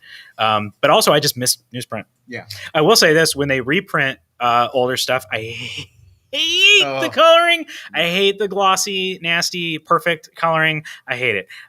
Everybody went on and on about Neil Adams' Batman, right? How can you not? Again, young collector, young person. When I finally got around to looking at it, it was after he had recolored it. And I went, this is not good, guys. I don't know why. Garish is exactly the word I would use. Finally, later on down the road, I started seeing some stuff in person. And it's moody and nighttime, and it's just, now I get it, So, yeah, anyway, that was my quick. It's good. Luis Molina says, by the way, out of curiosity, I took a look at the Pulp Fiction Culver City Instagram page and was surprised that they had unboxing shows. Watching their unboxing show was like watching a weird alternative universe version of the Long Beach unboxing show. I think they do their stuff on Wednesday mornings. She does it on Wednesday morning. Her and the dog. Which quick. Go ahead. And go ahead. Just quick PSA. We have the same name because we were both under the same ownership for a very long time. Both stores have since been sold. I own the Long Beach store now. Culver City is owned by Chris Meyer. So we are the same in name only, and we are friends. But in case you were wondering, what is the deal with that? There you go. Now I've told you, and we can move on. And Adam says, never looks super interesting. He also says, Man Eaters is full of those parody ads. I picked up collections 1 and 3, and I like it. There you go. Awesome. Cool. Ready to move on? I'm ready. All right. Here's the book that I really liked this week. This is called Spare Parts. This is a book by Behemoth, who some of y'all might know. They had a little bit of a hit last year or the year before. Called this camera is okay. My brain can't do both and talk to John. I'm not good at this. You guys might have remembered that we had A Girl Who Walks Home Alone at Night. Which was a comic book adaptation of the indie film. And it was a hot book. People are trying to get it. And more recently, they did You Promised Me Darkness is probably their next thing that people are running around trying to get. And this is the new one, Spare Parts. Now, you're missing cover D. I am missing cover D. Yeah, there's E, A, B, C, and E. Is there a D, or is that maybe a ratio? It might have been a ratio, or maybe but there are 5 covers for this bad boy. There's a lot of different covers. Behemoth is doing too many covers, in my opinion. They need to cool it a little bit because I never know what to order. That's what they do. They paralyze me with choices. I don't think that whatever it is, these are the ones I got. I don't know. Or I gave them all to Pulse, and we don't have any shelf copies. I'm just trying to talk about this book. What? It looks like Spare Parts. It looks like an 80s. It looks like an 80s Sybil Danning direct-to-video. It is, and it's absolutely what it is. Yeah. So awesome. 100%. Okay. So this is a one-shot, and it's basically just setting up a movie that's coming out soon. Nice. So it's an advertisement for the movie. But I'm not, I'm not bougie about that kind of thing. I'm a massive horror and exploitation fan, as a lot of you know. And I thought this was a ton of fun.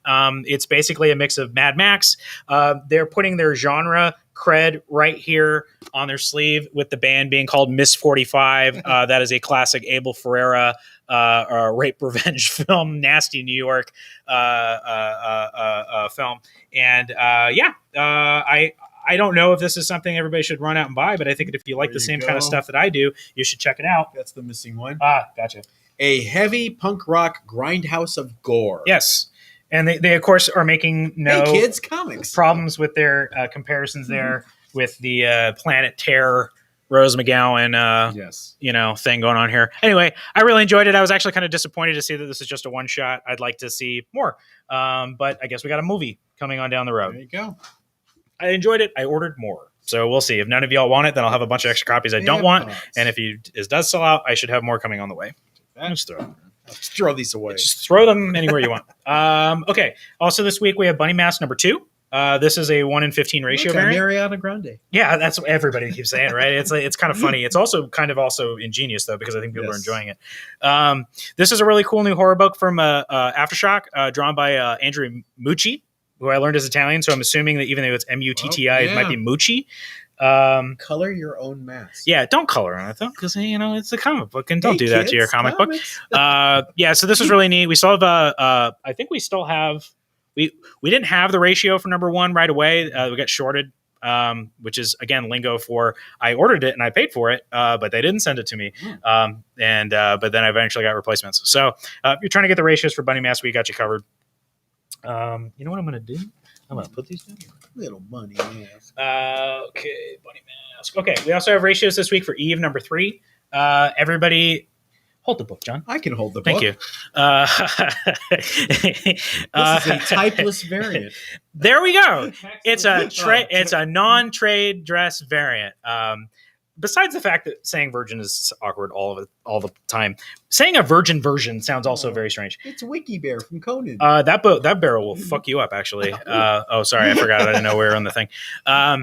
Yeah, so Eve number 3, Boom is seemingly every book that they're putting out is very much actively in development. They're trying to turn it into a movie, a TV show, what have you. They have a first look deal with Netflix. Exactly. And they just recently made an announcement on Something's Killing the Children that it is moving forward with, I'm not sure who one of the gentlemen is, but the other one is Mike Flanagan. We're a big fan of him in here. Yeah, Mike Flanagan. We all love him. House on a Haunted Hill is fantastic. If you haven't watched it on Netflix yet, do so. Dr. Sleep guys. And he directed Dr. Sleep. Yeah, which I know not everybody loved, but I loved it very much. Yes, sir. Oh, but there we go. No, See, my main goal was to get Ryan to take his shirt off during the podcast. It didn't work. It didn't work. I know your wily ways. I wanted to see that slim thick. All right. Very cool. Check out Eve this week. Eve number 3. We still have plenty of copies of number 1 and number 2. I don't even know if you guys knew that we got this was kind of fun for you. Yeah, Toidles. I do get enough copies to get the 1 in 10 ratio variants for TMNT. This is but they usually get spoken for pretty quickly. This looks, it's not, I'm sure, but it really looks like a Richard Corbin cover. It's not, but I love Corbin, and it is a cool cover. So sometimes I up my order a little bit to get the ratio depending on what it looks like, and we usually have a buyer before. I already have a buyer. Yep. It's gorgeous though. So keep that in mind. Gorge. I'm gonna skip that one. Okay, here's kind of a fun one. Do you know Captain Harlock? I sure do. Okay, I was there you gonna go. say that's Captain. That's Harlock Captain right Harlock. So Ablaze Entertainment has been doing a new comic book series based on that anime. Classic. And we sold out, actually. We had a bunch of multiple covers here for number 1. We sold out. I have a bunch of copies of number 2, different covers. But there is a ratio variant. This is by Mirka Andolfo, fan favorite artist, who has another book coming out. I was on the FOC recently. Can't remember what it was called. Beautiful. But Mirka Andolfo all day long. Very neat. Excellent. Okay, that's fine. We also have from Ablaze this week. By the way, if you're not reading The Cimmerian and you're a Conan fan, what are you even doing? I laugh at these covers. Is this Yannick Paquette? It looks a lot. I think it's Yannick Paquette. Yeah, I ordered that cover. By the way, PSA. If you're a Conan fan and you didn't know, there's absolutely a rated R European style. It is literally European. These comics were published in Europe first, I'm pretty sure. And their whole thing is we censor nothing. Yeah. And they have to call it The Cimmerian for rights issues. They can't just straight up call it Conan, even though all the stories are public domain. And what's funny is really the homage covers for this are hysterical. The one for this one was the Elektra, Frank Miller Elektra, which unfortunately came incredibly damaged. So I'll show that one on camera. Also this week we have Skybound 10, number 2. Did anybody check out Skybound 10, number 1? And just a ton of ratios. Help me hold these. I can. This is going to be the way it is for the entire run. These black and white ratio variants. They're black and white colors of the main covers. I've got 2 covers. You're doing great, John. Don't worry about it. There we go. I go. see. Okay. See that? The selection. Now, I don't know about the second one, but the first issue, I ordered quite a few, and I was banking on people getting excited about the first appearance of Clementine. But I'm not sure that really panned out, or maybe people just haven't figured it out yet. Here is the thing. You've got Clementine happening from the Walking Dead video game. Yeah, chime in, man. We went your special... And then you've got Rick 2000. First appearance of... Rick Grimes 2000. Yeah. If you actually read this, it's hysterical. It's really fun. And clearly not serious. Drawn by Ryan Otley. I think it will catch up. Yeah, I think it will too. I'll take those from you. Okay. Ryan, you got a comment? Yes, sir. In terms of turning up my volume here. be too loud and turn down. Sybil Danning reference. Good Lord. What was that? What did I miss? On one of the books, it was our the riff. movie is out. I read the DVD box. Stephen S. says, hi, Stephen S. Hi, Mark Lineker. Mark Lineker says, +1 on Bunny Mask. Picked up issue 1 and was pleasantly surprised. I agree, Mark. I think me and Ryan like that book, too. I enjoyed it quite a bit, but not as much as one of my all-time favorite books this year, Maniac of New York. I would say that that was Ultra Mega. Now you're just Yeah, well, you said Ultra Ultra Mega is my favorite. Ultra Mega is in fact my You favorite. were on this very show saying Ultra Mega. I'm not taking that back. I have every single cover of Ultra Mega, unless there's one that I don't know about yet. But I was just gonna say, if you enjoy the artwork and Bunny Mask, also check out Maniac of New York. I think it's really well done. And also did that Dark Horse book. No, you hear you. That Dark Horse book, the one the time. Parasomnia recently, yes, that was good too. Maniac in New York is still my favorite. Yes. Which I'm trying to. If anybody has a tip or whatever, I did just reach out to Andrea Mucci. Still don't know if that's how to say the name. To see if there was any art for sale. Does anybody know if he has an art dealer? I would really like to buy a page for Maniac of New York if they're available. That's it. It's not digital. I don't know about him. He's been working a long time. I mean, There is a comment on my on please. the Bronze Modern Gods YouTube channel from Comic Journey again. Is that Rick Grimes the same as the Clementine comic? It is. yes. So you're kind of getting a twofer. I can't believe you still have copies on the shelf. Yeah, there's several stories in that. And it had Ultra Mega. And Ultra Mega. So Skybound X is pretty significant if you have not picked it up. main cover, There he still is. got him. 2 covers with Clementine front and center. And if you don't know who she is, by the way, I mean, he was bringing up the video game. There was a computer game, very popular Walking Dead video game, and even I played that, and I was in tears. I was bawling by the end of it. Clementine is also not done. This is right in the back of this is an advertisement for a graphic novel. They're going to start doing young adult graphic novels from Skybound, and it's going to be drawn by Tilly Walden, who we're going to talk about later because she also has a new book out this week. Great. Adam Hernandez says, Miss 45 was such a great movie. I first saw it on cable Yes. and finally got the Draft House Films Blu-ray. More Murderous Nuns. He also says, R.I.P. to Richard Corbin. Louis says, if Derek wanted to get Ryan That's out right, of he his did that. shirt, he should have had challenged Ryan to a wet t-shirt contest. Wendy Just says, pour "Hi, that truly all over me. Wendy says, hi, everyone. To which everyone Hi, says, Wendy. "Hi, I told her we'd Wendy." probably run long enough for her to join us. Comic Journey also says Maniac of New York was a very fun series, and then Wendy says they added a second printing of Skybound X #1, and that's Clementine on the cover, I think. Yes, it There is. you go. I saw that on the FOC. So hard to order for this because issue 2 is out this week, and I had to already put in through issue 4 before the first issue even came out. Fun retail. I'm sure you can relate. Sounds like bad idea. Oh, bad. Well, I can't even order Bad Idea comics even if I wanted to. So You don't want to. I don't know, but I do have people. Are you going to get the lot? The lot? I'm like, I don't know what that is, guys. I haven't even seen it. Tease? Yeah, exactly. Okay, here's a cool one. This is Aliens Aftermath. The most important thing I want to tell you guys, it's a one-shot.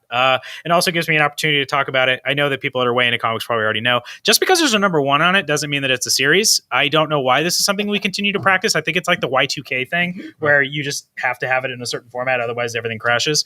But you're not getting committed to anything. It's a one shot, and it's perfectly, really entertaining book, starring the nephew of Vasquez from the Alien series, who's front and center here. First comic book appearance of Vasquez's nephew. Working the Joey Lawrence from Blossom. Absolutely. Whoa! Action. I enjoyed this quite a bit. This is drawn by Dave Wachter, who I believe is doing some Doctor Strange stuff more recently. And I dig his style. And it has a radioactive alien in it. So, people are going to want to know what that's all about. Aliens Aftermath. She glows in the dark.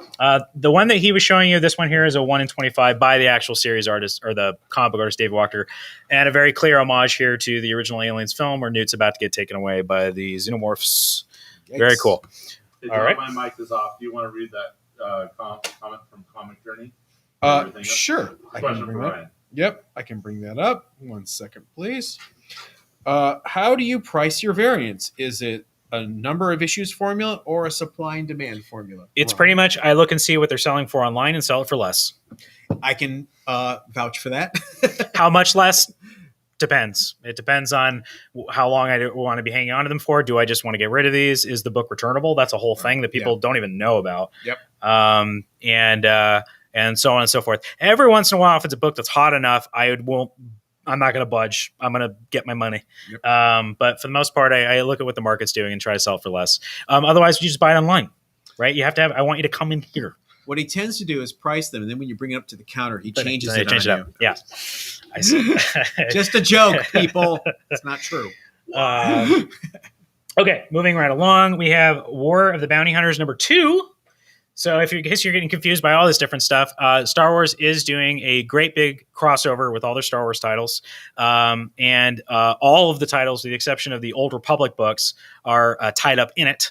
But this is the proper main series. So if you're trying to just get the meat and not the potatoes or whatever you want to say, this is your next stop here with War of the Bounty Hunters #2. It stars Boba Fett. It takes place between Boba Fett. Where is he? He's right there. This takes place between Empire Strikes Back and Return of the Jedi. Carbonite action. He's just gotten a hold of Han Solo, and he's totally en route to take it to Jabba. But there's a whole bunch of crap that's going to happen in between. This was actually a really popular book on Pull Box. This Common Coley headshot variant, which I wish I had ordered more of. But it's a really nice bright green that really grabs your eye. That's really cool. And there was a really good Dr. Aphra one too, which I also underordered. So you can't win them all. But I have a few of those for the shelf, I believe. I can think of a few people that watch our show that will be all about this cover. Richard. And we have some ratios that we're going to look at now too. So we're going to start with this. Do we have any Dengar fans? Gesundheit. We have I believe it's a 1 in 25. What I really love about this is John Cassaday actually drawing good. No. I feel I'm not always impressed with some of the stuff he's been putting out in the last however many years. I love but occasionally, that's okay. We can leave those first. That's fine. I love. Planetary is one of my all-time favorite books. Don't tell me about Planetary. I'll tell you about Planetary. His cap run was awful. But this is great. Really, really enjoying this. Not so much about the character. I'm not as much big of a Star Wars fan as everybody else, but 1 in 25, very cool. Set that wherever. Dengar. It don't matter. And then I think Bye, everyone. bye. And now she's leaving for sure. Ask your pharmacist if Dengar is right for you. Okay, I got a 1 in 50 ratio variant here. Ooh. With I think this is I'm not going to be able to say his Cicciarelli. He's the guy that I think is doing been doing the Daredevil books with Chip Zdarsky, I believe. Anyway, great art here. And I don't know. Somebody tell me who the reptile bounty hunter is hiding from Boba Fett. Chichiri. Is that his name? Chimichurri? That's the artist, isn't it? Chimichurri. I love it with marinara sauce. Delicious. Very cool. 1 in 50, though. 1 in 50. I think it's a 1 in 50 ratio variant. I'm going by memory. Usually I have all the stuff ready to go for you guys, but I had a lot of other things I had to Boba do Fett today. 1 in 50, guys. Which we still actually have some ratios. I believe we have like 1 or 2 ratios still from the first issue, as well as a ton of the action figure cover, which I thought was going to be a big thing. I got a lot of stuff. Okay. This is a 1 in 25 for Carnage, Black, White, and Blood this week. Snap. And I forgot the artist. It's that dude. It's that guy. Sometimes you can find a signature. Yeah, it's got a signature that I can't read because I don't have my. I can't make it out either. Carnage fans, take note. All right, somebody in our chat's going to know who did this. I'm probably going to. I'm assuming it's going to be priced less than ratio. Nice. Okay, these I feel like we have been spoiled by the entire time that Donny Cates' Thor run has been going. I can't believe in addition to getting interior artwork by Mr. Klein and then getting just a regular cover by Mr. Klein and then also a B cover by Mr. Klein, you get these gorgeous 1 in 25 ratios by Mr. Klein. And this one's no different. Very cool, very iconic with Ugin and Mugen. I think that's their names. The Crows? The Crows, yeah. First appearance? Thor 274. I think I knew that. Not the number, but I've come across it and sold it recently. You probably bought it. I bought it. Yeah, so I'm probably I always think they're going to go for more money, and then they're not going for, as much online as I think they're going to. So they're sweetheart deals. Thor's done this. Whoa, crazy yeah, Black Winter, and then it went like this, yeah. and now it's going like this again. Yeah, so, I mean the book has never stopped being great. I've been enjoying it the entire time, but I am curious to see if it'll get the same heights as the Black Winter. All that stuff. Well, people are now the big spec is on issue 6, the second printing with Thanos on the cover with the glove, which I think we had stacks of them. I had so many. It's interesting because is it Thane? It's kind of is it Thanos? Thanos. Yeah. Get it? Who knows? The Marvel Zombies, all kinds of things. Reference in Loki. Yeah. Oh, the Thanos copter? Yeah. You knew about it? You saw it? Yeah, the helicopter. Yeah, I was going to mention, Ryan, when you were talking earlier about like the speculation market. Like, we had a very interesting year at Pulp Fiction from 2020 to 2021, and so during the shutdown, it was interesting to see Venom and Thor become like super hot books, right? That they were being spec'd on due to the bad boy of comics, Donny Cates. Donny Cates. Bosk is the name of the character. That's right. From Star Wars. I knew that. But Mark Lineker says, it's Bob Lemire says it's Bosk, but Mark says it's a sleeve stack. So I like that. Adam also says Bosk, the bounty hunter. Adam and Wendy all say bye, Annie. Wendy also says way better than the recent Todd Nuck headshot covers. Oh, then, Alfonso likes those. Be nice. Comic Journey earlier said, so your variant pricing is a FOMO formula. No. If it was FOMO, he'd be charging eBay prices. Yeah, I think it's kind of below eBay prices. Yeah, it's sort of the other way around. It's I mean, it's FOMO more for me and fear of keeping it. Yeah. So foci. I don't want to be stuck with it if the price falls out of the sky. Yeah. Yeah. No, I mean, I'm just trying to be fair. Yeah. Bob Lemire says phonetically it's the Anos with a long A. Okay. This is Bob Lamar. Yeah. Bob. Yeah. Lamar. Okay. Bob? Yeah, he just not. Hey, Bob. I don't think we've seen you on the stream before. Like Ba'ane, Eduardo says. Yeah, that's the whole thing with Thane. Yeah. Well, actually, it's got me Thane. I think, don't you actually pronounce Thanos as Darkseid? I pronounce it. Oh, nice. No, I believe it's Mongol. Personally, I say Thanos. It's Thanos. For all you Jim Starlin fans out there. One last thing, I'll let you guys get back to Comic Journey. When you order and get the ratios, is it a combo of all covers ordered? It depends on the book. In book. other words, is it you order 5 A covers and 5 B covers, and that would qualify you for the 1 in 10? Yes, usually. It depends on the publisher and what their different, policies are. For example, in the last round of Stray Dogs, I think a lot of people assumed that they heard about the ratio variant on the second printing and they thought that was like maybe for all the covers together, but that's only specifically for the second printing of issue 5. But if usually it's multiple, this is boring. Usually it is multiple covers. If Marvel does 4 different open to order covers for a book, all of those qualify towards the ratio variant. Wendy says that comic, the Carnage black and white or BW blood ratio is Mooney. Oh, thank you, Winnie. I'm so glad you're here. Chris Mooney, or wait, no, not Mooney Ham. Mooney, just Mooney. I get him mixed up with Mooney Ham. Very cool. One thing I should love gargoyles. One thing I should explain to chat, guys. Some of you can't see each other's comments unless maybe you're on. Well, actually, no, you should, because we have comments here on the restream, so it's popular. So there's comments here from Facebook, YouTube. But if they're on the Bronze and Modern Gods channel, they can't see the. Steven, go get your book out of the comments. Glass case. I can't Spider-Man. Oh, really? Interesting. No. Also, Bob says, "Hi, Ryan." Hi, Bob. Adam says, "I'm speculating on Alligator Loki being the next hot toy. Whoever is able to get out an action figure or plush of him." That Funko's going to get out there. Yeah, he's my favorite Marvel character. Rick yeah, Rock, no kidding. Gave a SpongeBob emoji. Stephen Mooney, not Mooney Ham. There's another Mooney Ham. Thank you, sir. We're going to talk about that in a second. We'll just leave that right here where people can see it. Look at that. Okay, so Web of Spider-Man #1. This is a second printing for those that missed out on the first printing, which was pretty much everybody. Nobody, including me, really gave 2 thoughts to this book when it was on the final order cutoff. I just thought it was another Spider-Man book. It looked like maybe an all ages title. The Marvel Action Spider-Man sells okay. So I didn't go nuts on it. And then I realized my mistake, probably just like a lot of other people, that this was a big promotional item for the new Disneyland attraction. And then there were 10 billion YouTube videos of robot Spider-Man flipping through the air. And this book became quite the hot commodity, but not until the day of release, which doesn't help anybody. Also, I think it has the first appearance there's new characters of the kid from Iron Man 3 in comics. No kidding, which is funny that anybody acts. Right. I'm just going to say this right now. No one gives a crap. Iron Man 3 is the best Iron Man. Fight me. Yeah, that's okay. Yeah, fight me. Yeah, that's fine. Fake man. Yeah. That's the best one. It's the best one. Good to Best see you one. guys.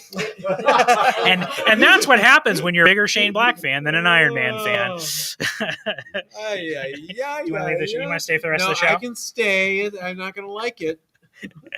I like the kid, the Christmas kid. He's my favorite. Now I'm going to go this. Anyway, second printing. I was hoping they'd do a ratio attached to it, but they did not. So I just ordered a big amount of them. Hopefully people can pick it up. They've been wanting to check it out. Second print. This is the same cover, right? So they didn't change the cover, which I'm surprised by. Yeah, they don't usually. I thought everybody got the memo that your second printings are a lot more collectible when you color. Maybe I think maybe the logo they changed. They changed the kind of got color. a yellow tint. I wish that they had reprinted the actual attraction cover. Yeah, that was the prettier why would they one. not do that? Yeah, Got a comment. yes, sir. Well, I was gonna say, how could you not like Iron Man 3 because it's the demon in the box. Oh, I tried to get away from it, and you wanted to suck us right back in. I had us out of Vietnam, Steve. We were clear and free. How dare you knock Shane Black? Shame on you. Shane on me. I just like to stir up trouble. Also, the Ang Lee's Hulk is the best Hulk. Oh, what did I say? Oh, let's moving on. Let's just keep going. Let's just keep going. Slightly different color tone, I think, for Web of Spider-Man. Thank you. Printing. Luis says now that Disney owns National Geographic, I'm waiting for them to make a nature documentary about alligator Loki. Wendy says Harley Keener. That was an answer to something earlier. I guess. Okay. I think that's the kid's name. Harley Keener. Mark Lineker said I asked John about this, and he was like, "Meh." And now the second printing, don't listen to them. It's a trap. Yeah. Attorney says, hello, Dr. Cactus. Another live one. Dr. C. On typical Steven. Bob Lemaire says, yeah, that's it. Go ahead. Okay, so this is cool. Yeah. You want to hold it? Can I? Yeah, please. Ooh, I'm tingling. So this is actually we're kind of, and I don't do this, so don't ask me.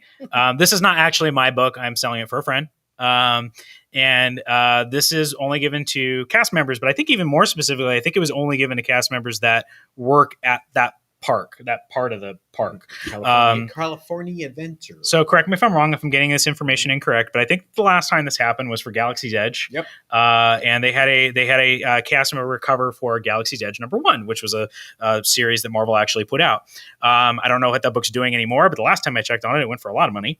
And this is the next one. So these are pretty exclusive. They were only given to employees. What's neat about this too is that it comes with all of this like kind of promotional material. So these themselves are probably going to become collectible. These like I don't even know what you call this. It's a Avengers Campus dossier with top secret training materials included. And I'm not going to spend the show opening it all up to show them because we did do that before. But as far as I can tell, it's a great copy. And we're not doing the Ryan price in here. We're doing the market price. Niner 0.8. Yeah. I'm looking at it right now. I mean, without taking it out, but from the front, I couldn't find anything bad with it. So if anybody wants to jump on this, we're going to keep it in the store for maybe another week. And then I'm going to give it back to my friend who is probably going to have better luck with it online. But if you want to actually come in and take a look at it and see it in person, which is something you have a luxury of doing here in the comic book shop and not on the internet. And you get a free bag, yes, backing board, yeah, and I'll even give a you top loader. Keep the top. Well, don't maybe not the top. Not the top loader. Those things are like gold right now. An extra $600. I should tell everybody right now, if you haven't already heard, we are out of short boxes, and I've been told that we are not going to get any until next week. Yeah, it's happening, guys. All the stuff that we're talking about, it's having effects. Bags and boards are having a shortage as well, especially Mylars and Mylites. Yep. I went over to, so I'm not going to talk about my wholesaler because he's his own thing, but he's a guy we've been working with for a long time, super under the radar, not one of the big guys. I went to like BCW just to see, you know, I have a wholesale account and go to check it out. Everything's back ordered. Yeah. So I couldn't even get it from them even if I wanted to. Awesome. What's wrong with it? Oh, excellent. I'm wrong about my YouTube stream. This is what I see. Although Twitch was saying they couldn't hear me, Megan, and Steven, so I'm worried about that. But okay, let's keep it rolling, or I can talk on my own. So next up, we have Spider-Man. Spider Shadow, been an incredibly popular series that I can't find the ceiling on. I keep selling out. Hopefully this time I've ordered enough copies. I qualified for 2 of these ratios, so I think they're 1 in 25. So by Christian Ward. Really enjoy Christian Ward. He's been doing a lot of really cool a lot of cool variants lately. Kind of reminds me of Greg Smallwood, but a little bit more exaggerated with the color. Is that Mysterio? I have no idea. This is an alternate version. This is they don't make the branding very big. Yeah. This is a What If comic. Oh, they're doing What If comic. This is a What If series. This is basically what if Peter Parker never got rid of the symbiote suit. Gotcha. And it's been a hot little book. We've been selling quite a bit of it. So get your ratio on. Get your ratio on. I see what's going on now. I thought that was Mysterio. Oh yeah, right. That's like a back bubble or something. I have no clue. Creepy. It's backlit. More symbiote stuff. You want to hold that one for me? That's Extreme Carnage. Scream. She's back. And we still have copies of Extreme Carnage Alpha #1, and then they're going to be these series of one-shots that figure on particular symbiote characters. Can we give a shout-out to the mid-90s branding in the corner? Yes, absolutely. We love the mid-90s in here. I love that. We do have a design ratio. I think these are 1 in 10s, actually, when they do the design variants. And we'll probably let those go real cheap. And they use that font from the same store. It's the same. Yeah, it's it's probably it's probably connected somehow. This also acts as part 2 of the Extreme Carnage series that they are doing. And it's Mooney again. Is it okay? Mm-hmm. Yes. Yes. Mm-hmm. Very cool. People can't get enough of their symbiotes. They don't ever want it to end. All right. A lot of people asking about this one on the chat. Oh, sure. Sinister War #1. Can I tell you something? It's really hard to order for Spider-Man. Yes. It's very hard. Part of the reason is why some people really like Spider-Man. Some people really don't like what Nick Spencer's been doing with Spider-Man for a long time. I go from some issues selling 2 copies off of the shelf to what the hell? Why didn't you have 25 copies on the shelf? I have no idea what's going on with Spider-Man. It's not helping things that now, as they're getting to, I think, the end of his run, they're starting to do annuals and king size and giant size. And here's a mini series. And I have no idea. So here's what's going on. If you ordered this, you're going to get it. If you pre-ordered it, you're going to get it. I'm not just giving this to you if you're subscribed to Spider-Man, but I ordered an ample amount. So if you're just now hearing about this or if it was on your radar, let me know, or please go into Pullbox and make sure you subscribe to the mini series, which is called Sinister War. This is a 6-issue mini series, I believe. We got Sinister 6 issues. Drawn by Mark Bagley. Who's been doing quite a few covers for Spider-Man, I think in some interiors as well. This might be kind of like the swan song for the run. I'm not sure. But I feel like I ordered a fair amount. We're going to see. I don't know. Nice. Speaking of Bagley, we also check that out. That's wraparound, a beautiful wraparound cover by Bagley. If you're a Bagley fan, that is nice. Pretty. That's pretty. I grew up with Bagley, a '90s kid. So Ultimate Spider-Man read the entire way through. Bagley is a good artist. I just had a spoiler to the page I opened. Oh, sorry. You guys the perils of coming into the comic shop early. You guys might want to pick this up. That's all I'm saying. What are you looking at? Oh, yeah. Well, geez. Yeah, exactly. Okay. All right. Okay. All right. Okay. All right. Okay. John tip. This might be the hot book of the week next week. Maybe. That's all I'm saying. You could one per customer. Something unannounced is in this book. I wish I could read all of the books. I don't have time. I just happened to open it up to the page. Was it Spider-Man? All I'm going to say is it has to do with the marriage. It is Spider-Wang. Yeah, maybe some Wanda speculation too. But some WandaVision. How about this beautiful cover? That's nice. This is, I don't know who this is. It's not Delato. Oh, did you see the page you just opened to? Oh, geez. Yeah. Oh no, people! You better don't sleep on this book. I don't know who this artist is, but it's great. I ordered a few of these for the shelf because I just really liked it. So that's it. That's an open to order cover, by the way. Don't sleep on Sinister War. No. All right, we are getting through it. Here's some sexy stuff from Sinister War. If this is the book that he's thinking that it might be, why don't we do that? Is that a Ditko? We do. I'm a showman. We save the best for last. All right. Okay. It's not. What we do have actually is very rare for Marvel these days, a Gary Frank cover for Spider-Man. So if you're a Gary Frank fan, those of you that are reading Geiger, enjoying all the stuff that he did with Jeff Johns and DC, but you also love Spider-Man 2, you got a ratio this week. We have one with trade dress and one without trade dress. See, that's not so hard. Is everything okay over there? Yeah. Okay. Nice. Also, a fun little homage to another cover is this is by Nakayama, I think. I'm not sure the first name. This is a riff on the classic Steve Ditko pinup from Amazing Spider-Man Annual #1, which is the first appearance of the Sinister Six. There you go.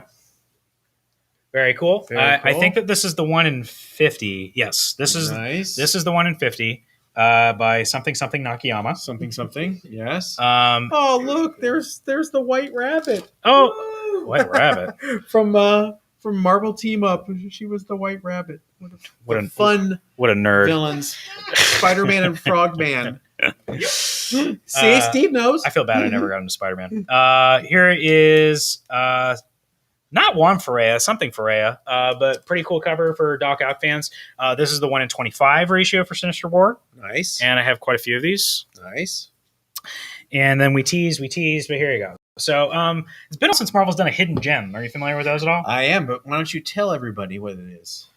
I don't know if I actually know what it is either. A hidden gem is I know it's original. if you order if you order X amount, it's a ratio variant. They tuck it in there. Yeah. They don't announce it ahead of time. Okay, so there you go. Go for it. You know that Steve Ditko pinup I just referenced? There it is. Here it is as a variant cover hidden gem for 1 in 100. Sinister War. 1 in 100. And I'm reserving this one. Oh. I'm here. You're not. Very cool. I haven't seen Hidden Gems in a minute. They were doing them a lot, and then kind of Beautiful. stopped. And I guess they're bringing it back. I think it's case by case. You have to have a Beautiful. cover that really has punch, that really has iconography, that's about as iconic as it gets. It has every single villain from the Rogues Gallery at that point along the sides. It's got a little silhouette drawing of Stan and a little silhouette drawing of Steve Ditko drawing. You're having too much fun, John. I love this is the best thing you've shown me all night, Brian. Does that make up for Iron Man 3? This does not make up for Iron Man 3. Very cool. Very nice. And that's it for comic books. Let's take a break for comments, and then we're going to blow through graphic novels because we're already going pretty bad. Yeah, go for it. Shoot them out there. Oh, sorry, I put you on the spot. Are you not ready to do that? Should I keep going? We'll keep going. All right, tell you what. We're having mic issues over here, so maybe can we? Can you just take them your iPad? Yeah. Oh, so I can see the comments? Sure. Okay, while he's doing that, hey, listen. So Sweet Tooth came. Sweet Tooth went. The first season ended. I loved it. My wife loved it. It seemed to be a great big old hit. We sold a first printing of the first issue in here a couple weeks ago for $100. We had... Is this so I can see? Okay, might be a little too. I'll hold this. Thank you. Lots of civilians have watched this show. Yes, and then we try to get them into comic books, right? Exactly. So what I did have before was a big old fat compendium that it was the entire series, but some folks don't want to spend all that money and get the entire thing. They want to try it. So I, for the longest, had volume 2 and 3, and it took a little bit longer for me to finally get the back ordered volume 1s. So I have lots and lots of volumes 1, 2, and 3 if you just want to get started. And they did change the cover, obviously, to reflect the TV show. And if you didn't already know, here at Pulp Fiction Long Beach, we sell all of our graphic novels for 30% off. So don't buy from Amazon, buy from me. And now, you know, some revisionist history. Now it's DC Black No, Label. were you going to say something about Vertigo? Because that doesn't exist. No, it was Vertigo when it came out, though. Yes. And I like the little Netflix logo, as seen on TV. Yeah. I don't know, but I actually hate that stuff. But it sells the book. Yes. I get it. Okay. You're going to continue to be my hand model. All right, here's the second nicest thing. Yeah, go for it. The second best thing you've shown me all night.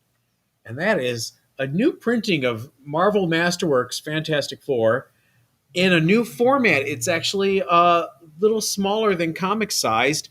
You can keep it by your nightstand. Yeah. And roll it up, put it in your back pocket. Go to sleep with Stan and Jack every night. Fantastic Four 1 through 10. As a retailer, I'm thrilled that they've been doing these. Beautiful. It's before that we really just had before that we had Masterworks. We're a little expensive. Yes. And then they did the Masterwork paperbacks, which were nice, but those are hard to find now. We had the before that, though, I was going to say we had the black and white ones. What the hell do we call those? Essentials. Thank you. Mm-hmm. But they're in black and white, you know. Yeah. And then we had the Epic collections, which is great, but they're hard. They don't keep them in print very much, and they're a little bit expensive. This is nice. For 30% off, you're spending a little over $10 to enjoy the phenomenon that was Fantastic Four back in the 60s. With flat coloring. Please and thank you. Okay. Not that computer Glossy coloring. crap. Mother Russell Frozen. Not the Neil Adams thing. No. Not the Neil Adams thing. Very cool. All right. I have the Spider-Man one in this format, by the way, too. Okay, so this was a pretty popular miniseries. Hey, if you were a little bit disappointed by the depiction of Taskmaster in the more recent Black Widow film, I got you covered. Come in here and check out Taskmaster. See this the is real thing. Taskmaster in all of his glory. I didn't read this series personally, but I can tell from talking to customers that it was definitely a fan favorite from this year, or it ended, I think, late last year. A couple of things here. Beautifully drawn. By something Vitti. I'm not sure the first name. And fun character appearances. Like you have Hyperion on the back. Also characters like a brand new Korean character that everybody got really excited about. Yes. And yeah, that's it. Taskmaster, there's a movie out. He's in it, but he's not really in it. Taskmaster, biggest MCU disappointment since Iron Man 3? Except one was a joke and one was meant to be taken seriously. I was a fan of the joke, not a fan of the character, but I thought the joke was hilarious. Oh, wow. Look at this. Oh, yeah. So that was a run that people really enjoyed. It hasn't been available and hard to find for a while. And now we have it all together because Al Ewing is hot crap, hot poop, hot stuff over at Marvel Comics. Sure. This is one of the earlier things that he worked on. So a lot of it drawn by I don't know if he did the inside, but beautiful covers by Kenneth Rocafort. Mm-hmm. And the first appearance of Golden Galactus. There he is. Very cool. Yeah, so I like these big, thick paperbacks. I just wish they'd keep them in print. They're a lot easier to sell to people and to collect. Nice. Yay, 30% off, by the way. Another sweet tooth. We talked about that already. Someone, Emerald Knight name dropped this earlier. I believe that this is the last volume of the Grant Morrison Green Lantern run, which what did we do to deserve that? Why would he just come and do it, and who let him do it? But hey, it happened. Beautiful artwork by Liam Sharp. Who not enough of you, I'm going to say, are checking out in Batman Reptilian. He's doing beautiful painted artwork in there. Yeah. He's come a long way since Death's Head. Yeah, no kidding, right? I like Death's Head. I saw this and I said, if this is not an Art Adams cover, it really should be. And it is an Art Adams cover. It is, yeah. Arthur Adams is... there he is. You need to buy this book. Yeah. I got lots of this. Batman Reptilian. Yeah, so if you enjoyed King Kong versus Godzilla, this is literally 2 prequel series to each of the monsters. So if you were like, well, wait a minute, they said there was some storm that took out all the people on Kong Island. Well, it's in this book. I'm sorry to say that Arthur Adams did not draw the inside. I don't think anybody could afford that. He won't do it anyway. Yeah, I know. Johnson did a nice job on the Godzilla. Yeah. Some really cool artwork in this, and yeah, Arthur Adams drawing this stuff is always a treat. What the heck is this, my friend? Oh, Tilly Walden. So for our more indie folks, people that want to get a little less genre, we have a book by Tilly Walden. I personally haven't read anything by her yet, but I understand that she's very popular. Books win awards or are nominated for awards, and she's a critical darling. And as I mentioned earlier, she's the one that's doing this Clementine graphic novel that eventually Skybound's going to be putting out. So Alone in Space. I'm going to have it on the shelf, at least flip through it and see if her art works for you. Nice. I have no idea what that is. Cyanide milkshake. But it has an interesting title. This might be for a special order. And the back says, "Art thou bad enough due to snap into a Slim Jim?" So if that made you laugh or smile, maybe check out the collected Cyanide milkshake. There is a blurb on the back by Jaime Hernandez. Great. From Love and Rockets. There you go. Says, I promised myself I wouldn't do any more blurbs for books, no matter how good the work. Then this came along. So couldn't help himself. There you go. Oh yeah. Yeah, but you didn't order one, did you? Ever. No. But you didn't order one, did you? But this is the best cover ever. Is this Mad Bomb? Yes. Yeah. I have this on several different t-shirts in several different colors. I have a pool floaty with this on it. True. Very cool.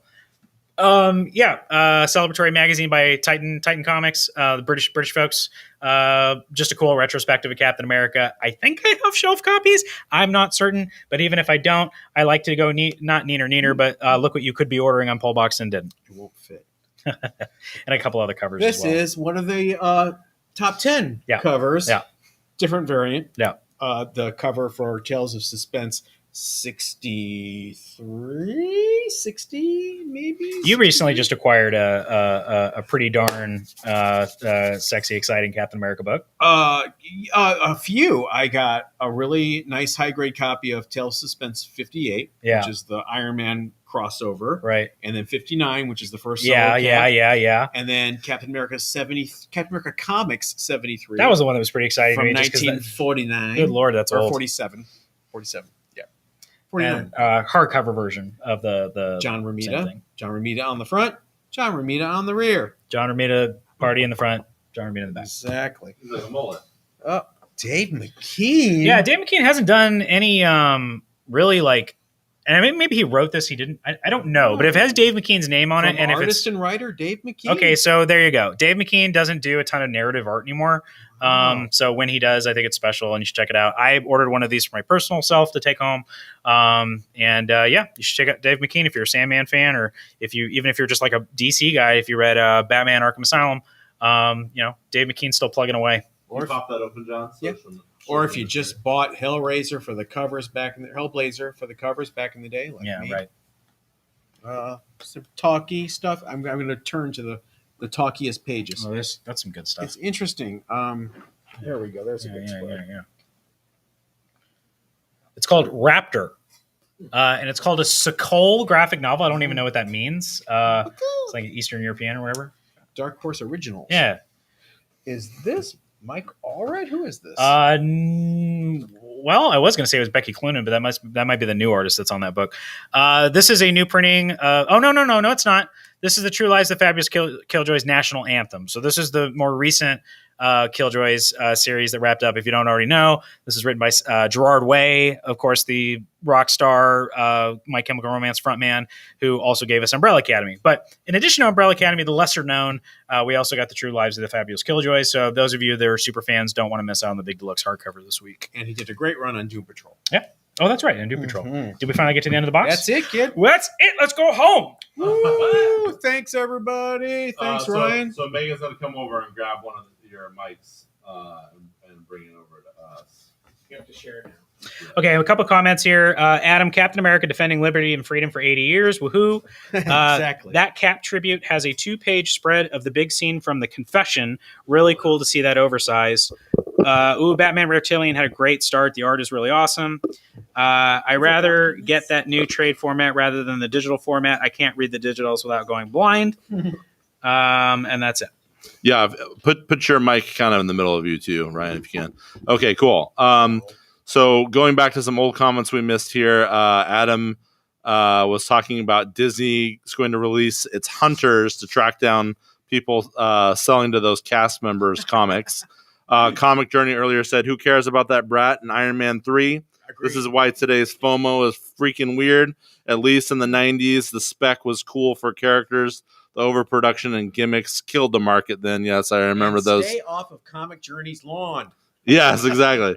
It's close to impossible to find top loaders anywhere, he says. And then Wendy posts links. Wendy, please tell me what those links were for. It looks like one was a Discord Spider-Man second printing covers. Comic Journey also says great comic. Spider Shadow is a really great What If series. Wendy says, so the Extreme Carnage is a series of 8 one-shots featuring the different symbiote characters. Very good. Mark says a collage cover similar to the Venom 200. Did we have that? Did we have a collage cover? Maybe Sinister Six looks a little bit collage. Comic Journey, I don't know if that Sinister War is any good, but the cover is great. Yeah, I think it's going to be hot. I think I got one for myself. Dean says that Amazing Spider-Man number 700, I believe. Oh, the collage cover. The collage one? Right. Okay. What else do we have here? Comic Journey. Oh, yeah, we got that. Dean, Slumped Cactus, all commenting on old stuff. There were books on the table that were not in the box. Can we do that? We got have the last issue of Haha this week. Hold on, we gotta go back to we're on the wrong camera. Let me finish this real quick, guys. Go ahead. Wendy says 4 issues of Sinister War, and I believe the last couple issues of the Amazing Spider-Man run as tie-ins to the Sinister War miniseries. Wendy also says the Wanda action was over in X Factor number 10. To Louise, Sinister War aren't all wars sinister. Comic Journey, Gary Frank was great during Incredible Hulk in the 90s. And let me go back to you guys. All right. Okay. All right. So we did the Bunny Mask 1 and 10, but we didn't do the. There's the main cover. Andrew Mucci right there in the front. All right, and Very then, beautiful. Loved the first issue of this, six sidekicks of Trigger Keaton. If you're looking for a fun comedy that's kind of in the vein of Once Upon a Time in Hollywood, definitely check it out. I have plenty of copies. Yeah, that was a great book. Out this week. Hey, look at this little book that could. That is the most catch-up book of the year. So many people trying to still get first prints, second prints. When are you going to get it? Are you going to get these? I finally have, I think, a full run of different printings on the shelf. So if you are collecting the different covers that they've been doing for this, or you just wanted to read it in general, Nottingham, I think I have you covered this week. Yeah, I looked up Nottingham #1 first printing on eBay. Ouch. That is a book right there. Remember the other Dr. Seuss Oh tribute? yeah. We're still doing this. That was a fun week that they did that. Same writer. Yes. Yes, same writer. We were saying that, I don't remember which issue it was for Ice Cream Man, where they originally did 20? Yeah. That was me feeling like I finally was wielding the power because I was like finally got to do some ordering, and I went, that book's going to be hot, and I ordered quite a few.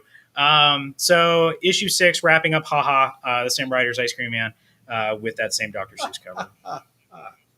Very cool. Now we're done. Comic Journey earlier said the Hidden Gem variants are the best kind. I haven't read or watched Sweet Tooth yet. I can't get past the goofy title. Wendy says that Fantastic Four book is $15.99 cover price too, which is really excellent, especially after the discount. Comic Journey says great idea for those new Fantastic Four trades. We have some comments on Taskmaster here. Slumped Cactus says, "Man, I gotta spend more money on that Ditko cover." Adam Hernandez, I have that Fantastic Four omnibus, but I said I'd order the MMM-FF. Marvel Masterwork. Wendy says that Taskmaster miniseries is really great. Comic Journey, I'd rather get the new trade format than the digital format. Very good, very good. He also says, haha is demented too, but I kind of like it. So do we. And Bunny Mask is freaking demented, he says. Wendy says, Batman Reptilian had a great start. The art was really awesome. And the Cap tribute has a 2-page spread of the big scene from The Confession. Really cool to see that oversized. And we got more comments here, but I think that's good. Yeah. So how you guys feeling? Yeah. Okay. John. Yes, Ryan. We're not quite done because I think Derek does, you do cute things. I can do some cute things.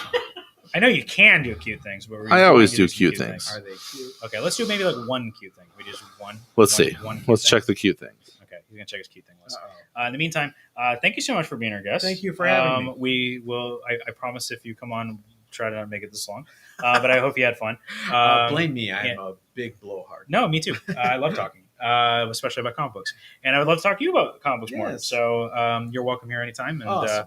maybe we'll have to find some kind of outlet for us to not be trying to just sell comic books also. Yeah. So what are you taking this all home?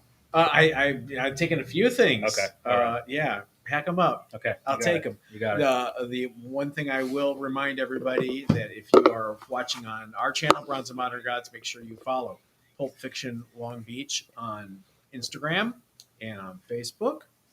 And you see all the social links on the screen. Let me see if I can do this. If I can do it. Am I doing it right? Oh, yeah. Right. Other side. No, this side. Yeah, there we go. Point right to Ryan's junk. Running gag on our show. Richard's on this side, and I point the wrong way every time. So, great. By the way, right back at you. Everybody go check out Bronze and Modern Gods. I'm also not blowing smoke. I'm really enjoying the podcast. These guys have good candor. They're quippy. They know what they're talking about. They actually have opinions. It's a fun show to listen to. Awesome. Eduardo saying good night, everyone. Well, we have a question. Don't go leave it, Eduardo. I'll see you tomorrow when I come in. Have a great night. Wendy says one cute thing in the queue on the QT. Yes. Louis says everyone at Pulp Fiction is a cute thing. Right, yes, it's true. With the flattery. It's true. Okay, so we got some fun questions here. Aliens Aftermath comes out this week. If you are in charge of an Alien franchise and had to come up with an idea for a next comic book storyline or next feature film, what would your pitch be? For example, this is mine. What if a ship carrying alien eggs landed in medieval times, so you had knights versus aliens? That was originally the plot for Alien 3. So instead of... No way! Yeah, so instead of me actually giving a real answer, I'll just do my alien nerd thing. Yes, initially it was supposed to be a wooden planet. Yes, because it's a group of people like pilgrims. They were like monastic, and they wanted to get away from all of the other space civilization. So they somehow created their own gravity, made a planet that's basically made out of wood, where they do agriculture and farming and all kinds of things. And Sigourney Weaver lands on that planet instead of a prison planet. And she brings the xenomorph along with her, and so they think the xenomorph is a dragon, a demon, and she's a witch, and so it all has to do with religion and whatnot. And so I guess not. You want the swords, but I would assume that they would have swords. I would like to think they'd have swords. Wendy says, "What if Baby Yoda got to eat an alien eggs instead of frog That's eggs?" very funny. Anything? What's your pitch, John? Aliens land in the Old West. Yeah, great. 6 shooters. Absolutely. Rawhide Kid Colt. Yeah. Two Gun Kid. Off of that, I'll continue. If you guys didn't know, I'm an alien nerd. Off of that, the original Aliens versus Predator comic is a Western. Oh. It's a fucking straight up Western. And it's literally, it's a science fiction thing still because it's in the future, but it's literally revolves around a planet where they do ranching. They go there and they make these rhinoceros like type creatures that are huge to give meat to the rest of the galaxy. Nice. And they go there and they have little hover things instead of horses, and they wear cowboy hats and the whole damn thing. And they just happen to be doing that on the planet where predators like to take aliens and hunt them. They've been doing it there for thousands of years. And then, hilarity ensues. Have they ever had a movie where one single human lands on the alien planet and has to survive? Not yet, because that costs a whole bunch of money probably. So nobody did that yet. Cool. Yeah, like to see aliens on Earth. That's the second, third thing. Okay, that's enough. We can talk about it all night long. I would have aliens landing at Disneyland. There you go. That'd be great. Literally anything at Disneyland. And trying to sell their cast yeah. issues. Yeah. Yeah, that would be great too. Right out of Mickey Mouse's chest. We have a couple suggestions here from the chat. Comic Journey says aliens land in a jungle with Schwarzenegger. Enough said, hey, that happened. That's Predator. Wendy, aliens versus Gunslinger Spawn. Adam says aliens versus Hellraiser with colonists caught in the middle. Sure. Love it. Very, very good stuff. Okay. Next question. This might not completely. Oh, did you have one, Megan? Did you have an alien pitch? Kind of. What is it? Well, it's like we're the aliens. So We're like an advanced society now in the future, and we learn how to like warp speed into a black hole.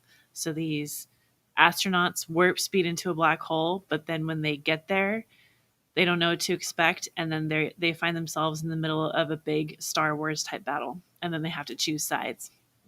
Hey, I like that better than What anything side are else. they going to fight for? Okay. Louis says, what if aliens appeared on the 4th Indiana Jones movie and put everyone out of their misery? Yes, indeed. Okay, so I'm not sure if John will totally get this because he didn't see Black Widow yet, but this is just, if you had a fake sleeper cell family, like Natasha Romanoff did in Black Widow, Ryan, who would your mom, dad, and sister be using comic book characters? For example, mine would be Dad, Deathstroke, Mom, Superwoman of Crime Syndicate, and my sister would be Killer Frost. They said they have to be comic book characters? Whatever you want to be. Okay. Grandpa's George Romero. Yes. And then my dad is, my dad is Captain America. I stole it. That's okay. Is that all right? Go ahead. And my mother is Mary Jane, specifically Marissa Tomei. Not Mary Jane, I'm sorry, Aunt May. And what else do I have to pick a sibling? My sibling is Throg. No, it's Alligator Loki. My dad is the Frogman. Yeah. My mom is Golden Oldie, Oh, wow, you're going deep. which is Aunt May, when she was a Herald of Galactus. Okay. And, I love comic books. Yes. And my sister would be Big Barda's Female Furies. Oh, good. Yeah. Oh, man. You're like, yeah, I'm the only guy in the house. No, Exactly. no, literally, they're Furies. Well, I just love Golden Oldie. Yeah, that's great. That's really good. So stupid. Good stuff. Geez, I probably. Oh man, this is a tough one. Well, first of all, you'd have to have Crypto as your dog. Yeah, I mean well, that would just that kind of goes without saying. And you could also throw Streaky in, because Sure. you got to have a dog and a cat. The mom would probably be Lois Lane. All right. I would have Lois Lane.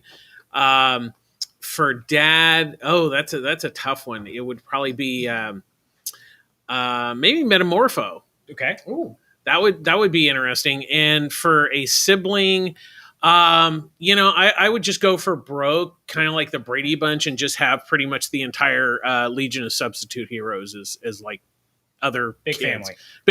Big family. Because nothing's better than heroes that are kind of terrible. Louis says my dad would be Mr. Rogers, my mom would be Wonder Woman, my sister would be Stephanie Brown. Nice.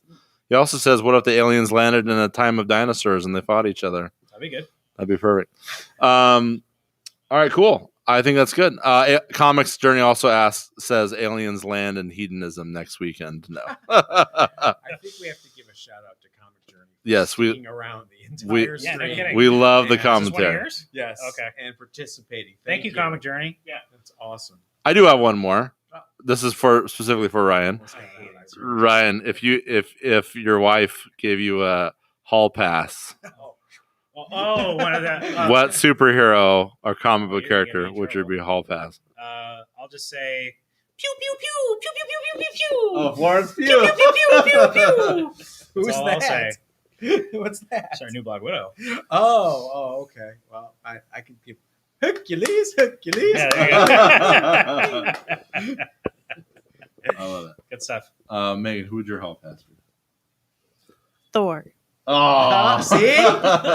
You know what's funny is my wife. That's also her crush. But you're like, oh yeah, Chris Hemsworth. She's no, not Chris Hemsworth. Thor. Specifically. Yeah, his arms. I like them big and stupid. Oh yeah. Sorry, Ralph. Not you. Steven, do you have a hall pass? That's a tough one.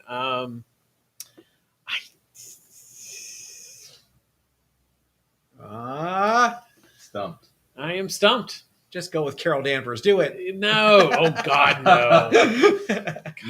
Mine would be Starfire. Yelena Bolova, I guess. Then that's what I meant. Yeah. Yell it, Played by his voice. Starfire, because Starfire, the tamarins are very, Orange. well, also they're very, You're into spray tans. I get it. yeah, that they're very experienced people. You guys haven't read comics? Yes, I've read comics. Yeah, Starfire, She likes to have sex. Yes, That's Ryan. what I'm saying. Louis says my hall pass would be Gamora. Comic Journey says The oranges and greens. his dad would be Thanos, the siblings would be Wanda and Pietro from the Ultimate Universe, and the mom would be Aunt May, the pet would be Wait, Crypto. of the Ultimate Universe, so incestuous siblings. Yes, that's terrible. Oh, man. All right, we have the Bronze and Modern Gods information at the bottom of the screen there. You guys are awesome. We'll cut it back to us. So if you want to, Adam says Starfire also kisses you to learn your language. There you go. Yeah. So if you want to follow or get any work from Derek Easley Entertainment, what do we do, Megan? And where can they find us? You can find us at Derek Easley Entertainment, and we do live videos, live shows with multiple cameras. We do social media and commercials, corporate stuff, Drones, virtual reality, 3D, social media ads. I said that. We did. Don't you do? Yeah, what don't you do? We bury the bodies. Derek is also a writer, a screenwriter. True story. We also write stuff. So all the things. And we're very excited to be working with the Long Beach Museum of Art again. This next weekend, we're going to be doing the opening for the Tristan Eaton gallery. And he is a fantastic artist. He is one of the designers for the Marvel Studios games art. So that's really cool. And we always have fun here at Pulp Fiction. Mr. Steven, who are you and where can we find you? I'm Stephen Howarth, and you can find me at popculturemaven.com. Ooh. And what do you do? I do comic reviews and try to do other things, but it's basically been comic reviews because there's so many damn comics coming out. Awesome. Very cool. And then we could go back to those guys. We would go back to them, but they've already left. You can go back. Y'all, the store's going to be a little bit under construction tomorrow because we have a big ceiling leak. Which means that I have about 8 feet that I don't have for the indie section this week. It's going to be interesting. But hopefully it gets taken care of soon. What's wrong with wet comics? Ahead of time. Yeah, well, luckily not too many things got damaged, and Yeah, that's it. Oh, hey, Adam's got a question. Here's a question. What comics is Megan reading? I'm kind of behind, but I read a lot of Buffy, the Vampire Slayer, Perfect. Well done. and Monstrous. And Monstrous, too. Hey, guys, great show, as always. One last time, where can we find you, John? At Bronze and Modern Gods on Facebook, Instagram, and YouTube. Thank you so much for dealing with our shenanigans. Oh, it was a lot of We fun. appreciate having you. And everyone stay safe out there. Ryan, you want to say bye-bye? I do want to say bye-bye. Bye-bye. Bye-bye. Bye-bye. Bye. Bye.